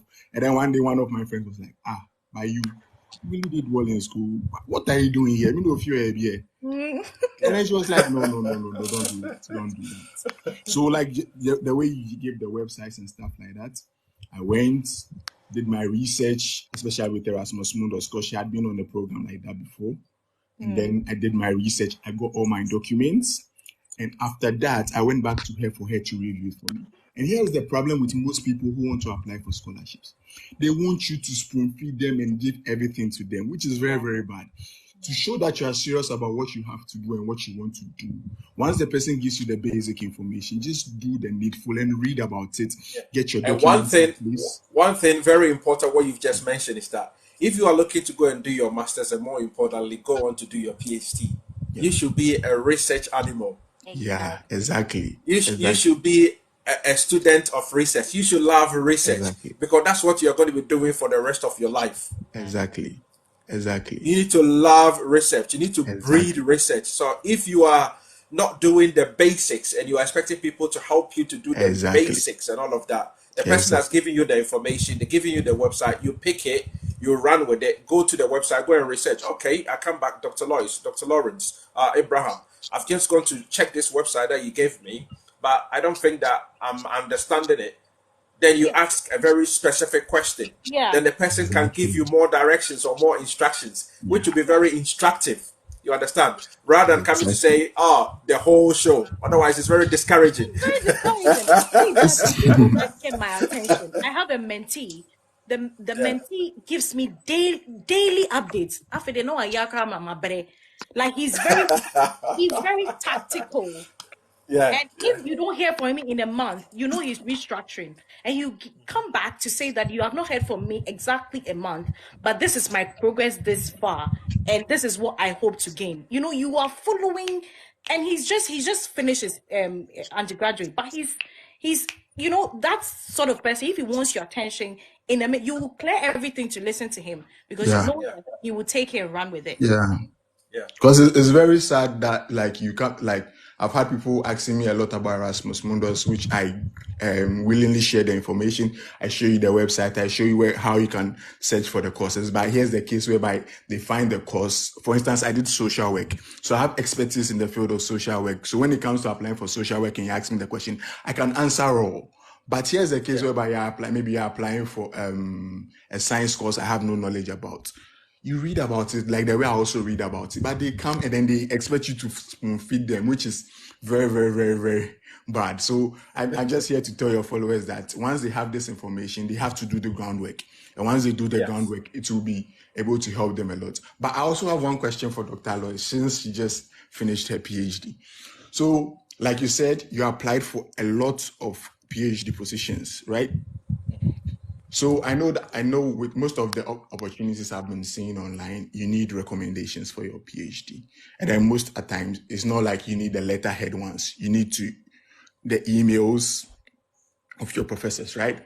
So here's the case whereby I know some, like from the Ghanaian perspective, I don't even want to talk about recommendations. It was something terrible. It was something terrible for me that I had to hustle. But here's the case whereby, yes, I'm cool with my professors, but I'm thinking of applying for, like you said, a lot of scholarships because there are a lot of opportunities online. But anytime, one of the stumbling blocks has been the recommendations. So I need to be very, very sure of what I want to apply. But here's the case, I want to apply for a lot. So how do I structure my recommendations in such a way that I don't bother those who are going to recommend me? If maybe I have lined up 15 scholarships I want to apply to. What I did was draft my own recommendation letter based on my TV. Yeah. Then I gave it to the supervisor to have a read through, to edit.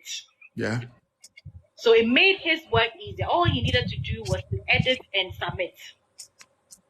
So I wasn't waiting for him to write it for me because they have a lot on their table. Yeah. I wrote it myself. I took a sample of past ones, or maybe I just have one. Then I wrote it myself to fix how it is. Then I shared it to him. And he always come back to say, no, you did this, right? Add this, remove this.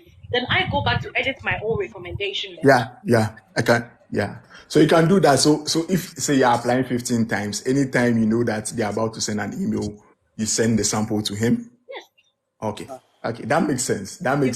But you know, with like I'm just getting acquainted and then familiar with European people, and I'm saying that sometimes you don't really have to bother them a lot. So that's one of the things I was contemplating.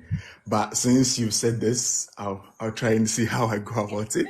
But thank you very much for this insightful session. Apply for this opportunity and add the link because somebody doesn't know how to go and search for. It's a PhD opportunity in this. Please find the link.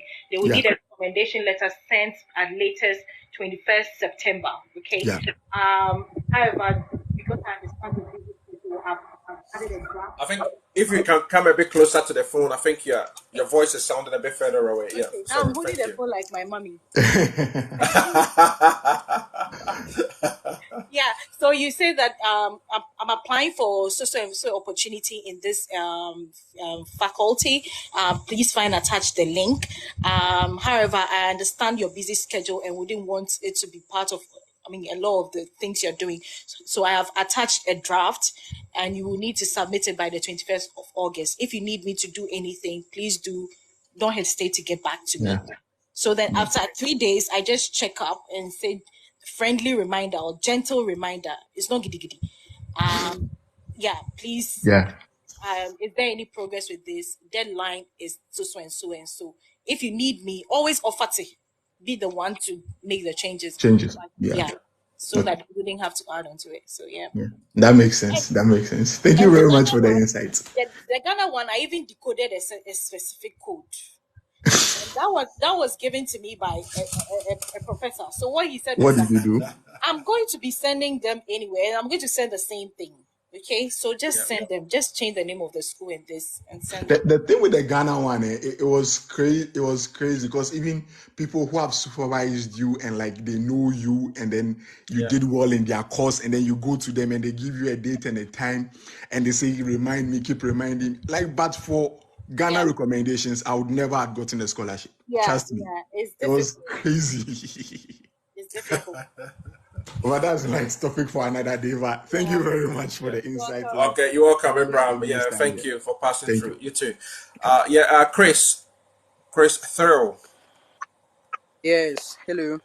Hi. Good evening to you all. Good evening. This session has been very educational and insightful at the same time. Thank you. Yes, I actually completed that's 2021. WASI, then I had a grade 6. And I'm currently at KNUSC reading accounting and finance. But would want to probably apply, a school abroad to go and continue my studies there. So I just need help from, both of you, see what to do next. What level are you in now? Second year. Second year. I always say, take your time. There's more time. It's good you're feeding in this information now because I know that my second year, I had this information. Have you followed her already? Yes, I've done that. Yes. Okay, then that's good then. So you've still got a few more years, isn't it? So I've actually applied to one university, that is Memphis. Yeah. Memphis University. That was just last week that I applied. But so they received my result. See, I want to advise you, if you're going to do undergraduate outside, okay, you want to go do an undergraduate. The scholarships for graduate outside is very rare. It's close to very rare. You need an exceptional ability to get the scholarship. And those exceptional abilities are those that probably are the best basketball players, or they are tall, 6'7" foot, and because of their sporting activity or their swimming activity or their dancing, exceptional ability that they cannot justify to have in their school. that is when they'll come and scout for maybe someone with that ability and also academically inclined to be able to do that. Okay. But undergraduate is very close to rare, unless the government one, the China, Japan, and all that. The one Ghana has affiliations with, and you know that that's one there is heavily connected. So I would tell you, Christopher, if I'm supposed to advise my little sister what Yes. to do at this point, I'll tell you to Okay. focus on what you have now and make sure you make the best out of it. Yes. Ace it. Ace your Okay. degrees. Ace all the ones you can ace them. Okay. And when you get to that point, Yes. when you're Yes. applying for your master's, trust me, it's an easy peasy. We wouldn't be having a conversation. Okay. Yeah. So thank you very much. Okay, Because I you're actually welcome. have most of my colleagues living. Okay. Yes. Most of my colleagues living. I know they applied and they got scholarships and do stuff. So I contacted one. Then he was like, maybe I could just try it and also see what happens next. Where did they get their So that was it. scholarships? Which countries So did they get one their applied scholarships? that United States, Memphis No, what Okay, they do, University. maybe some of them they have family outside who already brought them, and they were put on a particular scholarship that are for people who are citizens because their family brought them or something. Okay. Yeah, but it's not for just every other person because it's very tough to get that. Okay. All right. Yeah, so okay, thank you very much. okay. You're welcome. Hello, Rodney. You're welcome, sir. Hello, Rodney. Hello, Doc. So how much time? How much time have you got? I don't want to take your whole evening. Yeah, my eyes have been in already. Yeah, I don't want to take. And since you said you're holding on to the phone, so let us know what time that, obviously, how many minutes or so that you've got. Then, yeah, if we have to finish at 10, or is it 10 or half 10? 10 is 10 okay? 10 is fine, yeah. 10 is fine. Okay, yeah. So we've got 8 minutes. So please, when you come on, ask your questions like a speed of light, very quick, Yeah, straight to the point. Straight to the point. Okay, yeah. So Rodney, other requests? Are there a lot of other requests? Yeah, a lot of people have requested in the queue though. Maybe we have to do a part 2 for Q&A. Yeah, part 2. Yeah, hopefully maybe part 2, because there are about almost 20 people in the list waiting to talk to you. Maybe part 2 Q&A will be good. Yeah, part 2 Q&A. So Rodney, can you unmute yourself, please, and go straight to your point? Q&A. All right, thank you. Thank you so much, Brother Lawrence, and also Sister Lois. I'm not sure if I'm pronouncing it correctly. Yeah, fine. Yeah, Lois, you got it right. Yeah. Oh, perfect. Yeah. I've also followed you, so it was interesting just to be engaging here. So I also show information on scholarship, so it was just a pleasure just to listen to you guys. And Brother Lawrence, just to when you switch to your own language, because I'm from South Africa, so sometimes I lose. I'm like, oh no, I want to hear everything. So yeah. But anyway, it's okay. I just wanted to give just a little input. So I actually studied in the Republic of Ireland for a master's, which was fully funded, which was by the Ireland Africa Scholarship Program for a 1-year master's degree, which was great. So I wanted to state also to other people that Ireland is also trying to recruit more international students, which is also a very good study destination. Even now, I think that there is currently a scholarship that is open by the Government of Ireland Postgraduate Scholarship Program, which can be something that is very much. What is that? What's the name of that scholarship? If Hello, you broke off there. Can you hear me now? Rodney. Yeah, we can hear you now. What's the name of that scholarship in Ireland? Perfect. Is the Government of Ireland Postgraduate Scholarship Program. Okay, yeah. So it's by the Irish Research. Okay. Do you have to be? Program, yeah. Do you have to be a citizen to apply, or do you have to have a resident, or you can apply as an international student? As an international student. Yeah. Okay, yeah. So I think people can just check it out and or just browse through the information that is provided in there. I think that will be very great.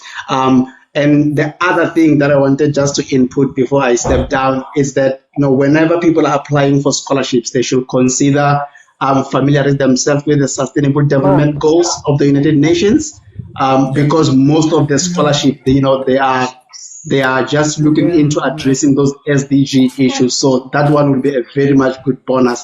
And lastly, in Sister Lois spoke about those personal statements or statement of purpose, then it will be very much important also for people to mention the impact that they will, bring after completing such programs, because obviously they are goal oriented.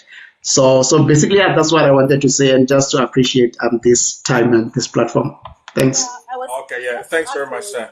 I was Thank you. thinking that there are whole sessions where we can teach on how to write personal statement, how to write letter of recommendation, how to write this. We can have So, guys, please make sure that I believe that you've probably done sessions on your platform already, isn't it? So please make sure that you are following her. You're following, that is her name. She's got a very interesting TikTok name. That girl called Lois. Yeah, but she's actually Dr. Lois Dante. Please make sure you are I following was her. able to flip my screen now. You're able to flip it now. Yes. But I So think you have to save it before you can switch it. Once you put on the video and you switch it, you have to click on, yeah, now we can see it now. yes, so you can see on YouTube. YouTube here is what? Dear Young Graduate on YouTube. Yeah. How to build an academic CV. Yeah. Part 1, Part 2, Korean government scholarships, Chivenon, Global Talent Visa, Fulbright scholarship, LHTM fully funded health, Africa Compt, Commonwealth shared, fully funded Swiss, Finland, YouTube. Like there's every information, step by step process on how to You do. can follow. These are MBA. What is your YouTube handle? Is it the same name that you use over there? Dear Young Graduate. Dear Young Graduate. So that is the YouTube handle, Dear Young Graduate. So you can go and search that on that particular page, and obviously make sure they are subscribing to her page as well. Then you can benefit from all the wealth of information, the intelligence and the smartness, everything. You can benefit from that as well.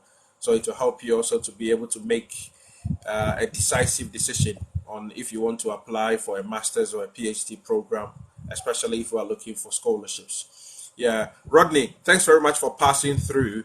So I think I'm conscious of the time. I think what we're going to do is we're going to take all the people on the screen now, then probably we'll call it a night. Then hopefully if we're able to arrange another time we come on, then that might probably be a Q&A section. So guys, please make sure that you are following her as well. The YouTube handle is Dear Young Graduate. She's already typed it above there, Dear Young Graduate. So that is the YouTube handle. Rehad. Is it Rahat? Rehat?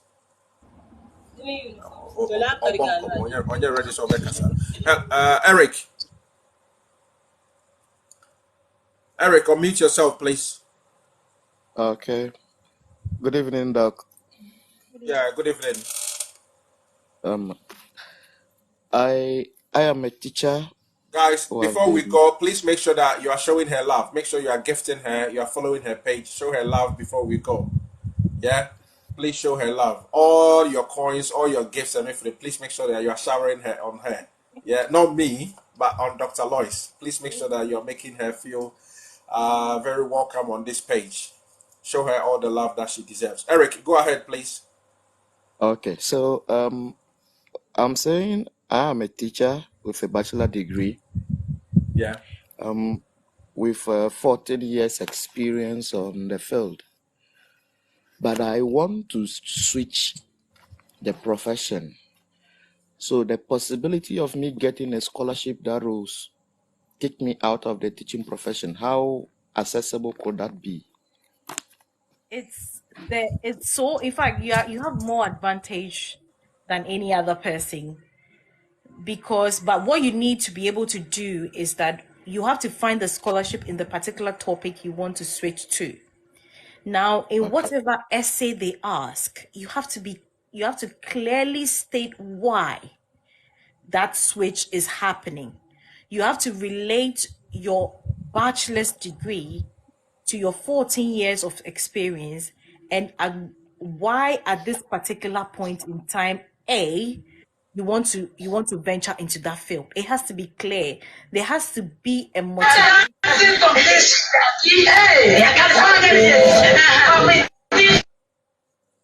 Oh, thank you, Na. Auntie Adi, Na. sorry, I had to drop you. Your feedback was too wild. Yeah. It was hurting our ears. Please Yeah. go ahead, Doc. Yeah.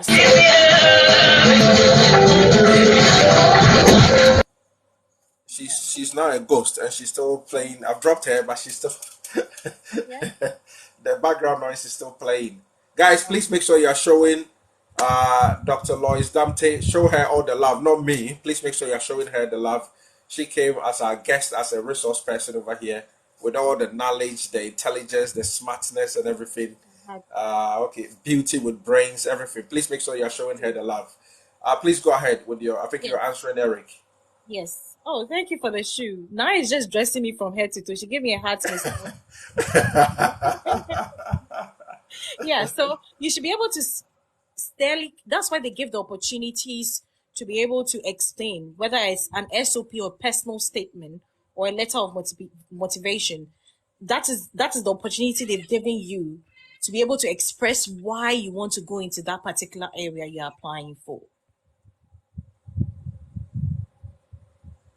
Eric, did you get that? Okay. Yeah, so if for your Yes. 14 years of experience, you've helped impacted over 2,000 students across Africa and building future leaders to do this and da. So that is the reason why probably you are going to do African development. Charlie, everything is branding. You have to find a way to brand it, because it's a teaching experience. Teaching experience is a valuable experience because not everybody can have that power to be able to do that. So you have to highlight your achievement within the teaching field. People think to downplay or feel like, oh, I'm a noble profession. No, you have helped a lot of students through academic institution and impacted knowledge. If you thought mathematics or science, you have been able to impact them into their scientific knowledge. Helps. I mean, sometimes even seclude the number of girls you have helped in getting into science and all of that. Yeah, so document those achievements, meritable achievements through the profession that you do. And you think at this point in time you have experienced, so maybe what field, what do you want to divert into? I want to do biochemistry. Biochemistry, exactly. So first-hand laboratory experiences. What are some of the laboratory experiences you've helped impact into? Okay, so obviously simple titration, chemical analysis, and all of that, right? So now this is what you want to do. Now you have all the basics of science at the back of your hand, because you have done it over and over again. So you can help to, be able to proceed into doing the master's, or if it's a PhD or whatnot. Okay. Thank you very much. So grateful. Okay, you're welcome, sir. Let's go to Obin. Hello, Obin. How are you? Hello, good evening, Doc. Hi. Yeah, good evening. Okay, so I don't know if I should say I'm going to deviate a little, but I would be very glad if you could help me out. So I've had a little challenge with education, and I had the opportunity to come to the UK, which was last year, December. Yeah, and I was waiting for my EU settlement scheme. Then I returned back to Ghana. I was in UCC level 300 by then. But when I got to the UK, waiting from the Home Office, they delayed me and I missed a semester. But I was able to come back to Ghana and write my exams. But I couldn't take part in my quizzes, which was a disadvantage in my assessment. So I wasn't allowed to continue, where I was asked to defer my course, meaning I'm going to begin my level 300 all over again. So in actual sense, I was supposed to complete next year, but because I've been deferred, it will be in next 2 years. And the reason why I came back was because of I staying in the UK for long and government taking my fees, those kind of, you being a new resident and all that problem. That was why I decided to come back. So I wanted to find out from you if, because I've been very confused about how to go about this. If I should, at the moment, I'm in Ghana. Go about what? About if I should go into starting the 300 all over again, or I wanted to come back and come take an access course and probably get into doing a degree beginning there all over again. For me, I think that would depend on because coming to do a degree in the UK, as you can imagine, is very expensive. Yeah. So if you've got the finances to be able to come to the UK and do it, then obviously hallelujah. But if you haven't got the finances to come to the UK and pay for your tuition fees, and do it, I would suggest that you probably go and start all over again from the level 300. As you said, you've got 2 years to push. That's 2 years. Exactly. And just go and push it from there. Then you will target, obviously, as our sister has been sharing the opportunities, obviously the masters, either fully funded scholarships, or probably immediately after that, if we're able to get some of the graduate assistantships and all of that, or the teaching assistantships, then obviously you can go ahead, do your PhD and all of that. I don't know, maybe if our sister has got something to add to it. Yeah. I agree with you. Just, I think maximize the Ghana one a lot. Just go finish 300, finish 400. At the point of 400, you start applying for the fully funded masters. Then you can save up your money. That's why I think. Okay. But applying for the masters, like you're saying, I have a residency. Okay, you've got residency here in the UK.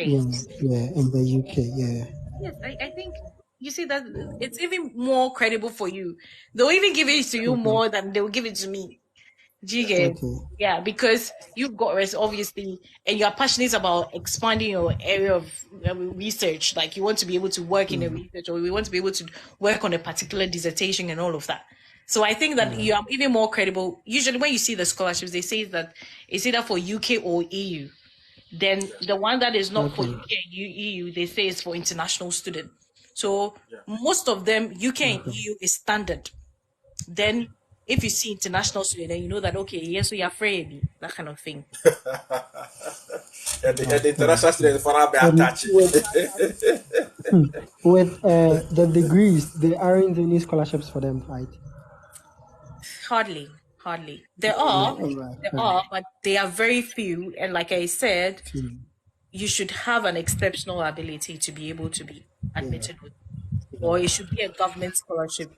I know there are. I always mention this. People don't like to say Korean government scholarships. They give bachelors, they give for bachelors, and they give for masters as well. But people don't want to go to Korea. I don't know why. Yeah, the last time there was one that I saw. It was about Hong Kong, and they were giving for scholarship to go and do what was it? But even that one, I think it was in automation and robotics. Yeah, if we are interested in those kind of area, then you go there, automation and robotics and all of that. So, yeah. So, Oben, is your question answered? Are you happy? Yes, please. Thank you very much. Yeah. Okay, thank you. Guys, I think our sister needs to go and have a bit of a rest. We've been on since 8 o'clock. Yeah, so over 2 hours of her time. Yeah. If she was supposed to be charging us for consultancy, I don't think we can pay her. So guys, before we go, please make sure you're showing her love. Definitely, we're going to bring her on again. Please make sure you're showing her some love. We're going to bring her again. So I'll talk to her. I'll chat to her in the back, and we'll see when maybe she might be able to have some time. And when she comes next time, then obviously it's just going to be Q&A. So if it's an hour or I think we can even do UK, US, Canada. I can talk to my friends, those that can also hop on. Then it can be, she's coming up. She's coming up with smart ideas already to be able to support you guys. So she's bringing. So what I will probably do is that then maybe speak to your colleagues in across all of those places when they are able to come, when they are able to join. Then maybe if it's over a weekend that they're able to join. Obviously, I'm conscious of the time differences, 4 hours, 5 hours, and etc. and all of that. So if it's a convenient time for them, hopefully over the weekend, then yeah, we'll be able to arrange it, and yeah, we can take it from there. I'll Yeah, do that. but we'll definitely talk in the background. But Yes. yeah, thanks very much. Thanks very much. Much Thank you very appreciated much for for having me. all your time. Thank you. Yeah, that you spent, and obviously educating our people, and obviously all the wealth of information and all of that. Yeah, much appreciated. I think they've also appreciated you, obviously your smartness, your intelligence, everything, your beauty and all of that. A lot of people are still asking the question, is she married? Is she married? But you're going to why? It will go to that. Yeah, mama information. All you guys are interested in is she married? Is she Can you married? imagine? Well, worry on your phone. Just listen to the wisdom and the intelligence and the smartness coming out. Yeah. So before we go away, probably talk a little bit about what you did for your project. Just confuse them before we go.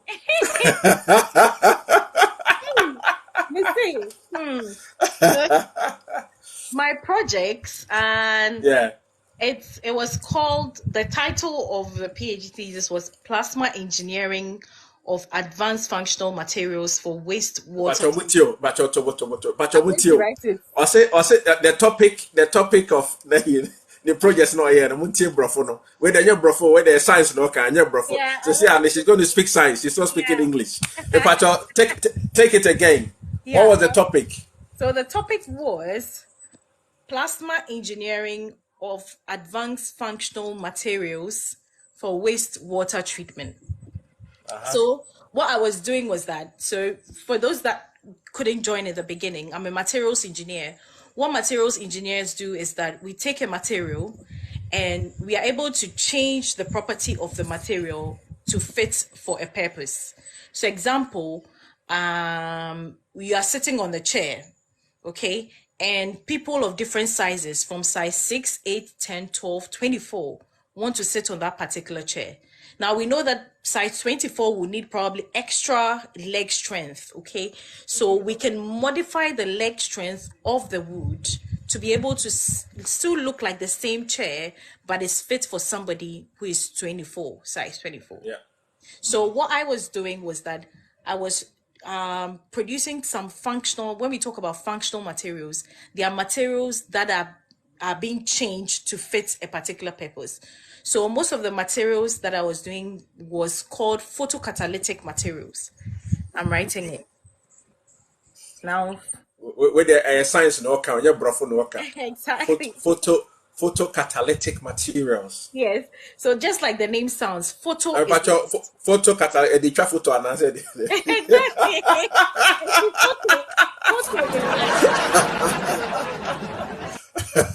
Photo is light. Catalytic is speeding up or slowing a reaction. So what this material does is that it's able to absorb light to speed up a reaction. Yeah. So the reaction here that I was doing was treating water, dye water. Okay. So the way this is on they use a certain dye to write these different colors. Now, when they are done, all the dyes go into the sewage. Okay. And so I'm able to create that material that doesn't use electricity, but can absorb sunlight. Okay. Yeah. And absorb the sunlight to be able to degrade the dye compounds in the water. Now, how am I able to change these materials to be able to exhibit that property? I harness the fourth state of matter, which is plasma. Now, plasma has superoxide chemical, ionized species, chemical species that are able to help the material to be able to absorb a particular wavelength of light. So the sun that you see has UV and visible light, okay? Now, these materials can only absorb within UV range. The UV range just makes 4% of the whole. Somebody says, hey, that's a big credit.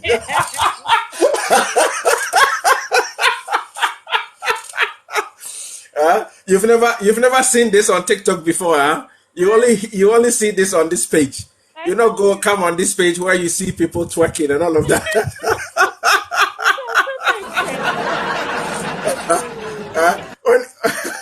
When you come on this page, you count on knowledge and show education and all of that. I think our audience, they are discombobulated. They are confused. So, so guys, do you want her to finish or should we end it here? Let me finish. So Yeah. the solar, the sun you see has the UV. Yeah. That's why they always say, well, UV blockers. There's a lot of them are saying more, please. They want more. Yes. So the UV, there's UV and there is visible light. The visible light is what you can see. That's why it's visible with your light. But the materials that I produce, they are able to absorb just UV. And the UV is just 4% of the whole sunlight. 4%. The rest of them is, the 98% is infrared and visible. So I'm able to change the material to absorb UV, visible, and infrared. So if it's able to absorb the whole sun, that means that the reaction will be faster. Yeah. So I use the 4 states of matter to do that. So I work in vacuum and plasma things. Yeah. For Ochami and Nimasemka, I said you're kind and I don't know why. Somebody is asking me to break it down. Me could break it down. I'm not going to break anything down. Yeah, I cannot explain what she just explained. Until I say about your Koneko Hage transformer. Why? Okay, so guys, thanks very much for joining. See, I will have a chat with her again, backdoor. So next time when we come on, we're going to have hopefully her colleagues from maybe the US and the Canada as well, so that Australia, so that we'll be able to do that one there, a bear fire. Yeah. See, Doc, thanks very much. We really appreciate you. And Bompai said a lot of younger sisters and brothers and all of that, they will look onto some people like you as role models. Now, hopefully some of the information that we're sharing over here, they will also propagate it. They'll share with other people. And now I'm for taking advantage of it. No more the area research, no more this year. So they be a bit me because some of us and Kenya addition and can say maybe I get to my baby drone and can get to my baby drone. That I see that as the only catalyst. I bet me bridge it the gap between people who live in abject poverty and people who are kind of the upper class in the society. You know, education is definitely one of those things as well. And I believe that your zeal and your perseverance are what you go through to be able to get your scholarship, and even what that you've gone through, all that you've been able to achieve and everything, I think is admirable. And your intelligence, your smartness and everything, I think you deserve congratulations. So well done. On completing your PhD. That is very much appreciated. So thank you for coming on, and hopefully next time we'll be able to get we'll get the whole squad. So if I won't follow no. Now, so any direct questions, she will be able to assist you as her time. As you can imagine, she's very busy. She's got her own team that obviously I will look after, or a busy team. Would DM and Pacho Menko bombard and say, Pacho, my DM or that until can't have heard from you. Please be patient. Time the sooner so obey your respond. I hope so. And as she mentioned, she's done a lot of videos on her YouTube page, Dear Young Graduates. So go and follow it. I'll probably leave you to maybe talk about your handles, apart from TikTok and probably YouTube. Is there any other social media that you're on, or what you do on those pages? Yes. So on all the social media handles, I think it's best to follow Facebook and LinkedIn, Dear Young Graduate. Because that one, you have the link there, so you can click the link and start applying for it. But my personal, you can follow me on any pest. I think if you send a DM to Dear Young Graduate, it will be answered faster than me, because there are a lot of volunteers who are my colleagues, PhD students, master students, that answer direct DMs. Okay, because they're helping in doing that. So, and if you're asking me a question in probably my DM, there are a lot of flooded messages. If you send to Dear Young Graduate, there's a whole team that answers all your questions, sends you the links, sends you all the documents you need, and all of that. So it will be quicker with them than with me. But you can follow me, and sometimes when I'm feeling bored, I just come on and answer. And I'm better at talking than typing, so sometimes it's difficult to type. I do that a lot as well, because sometimes when I finish my live, you probably realize that you have about almost 500 DMs. I'm thinking, how will I be able to type and respond all these people? So I prefer to do another live again. People come on, then you answer it, and when people ask you the question, you are able to obviously do a bit of interrogation, understand what they actually really want, because sometimes some of the emails or the DMs are very vague. Yeah. You don't really understand what they are trying to say. So that is very understand from that perspective as well. So thanks very much for joining. And all those who gifted, all those who liked the page, who shared the live, God richly bless you. Thank you so much. Really. Hopefully next time when we come, I'm going to see a baby lion, or hopefully a lion for our sister. Yeah. So please go and prep yourself.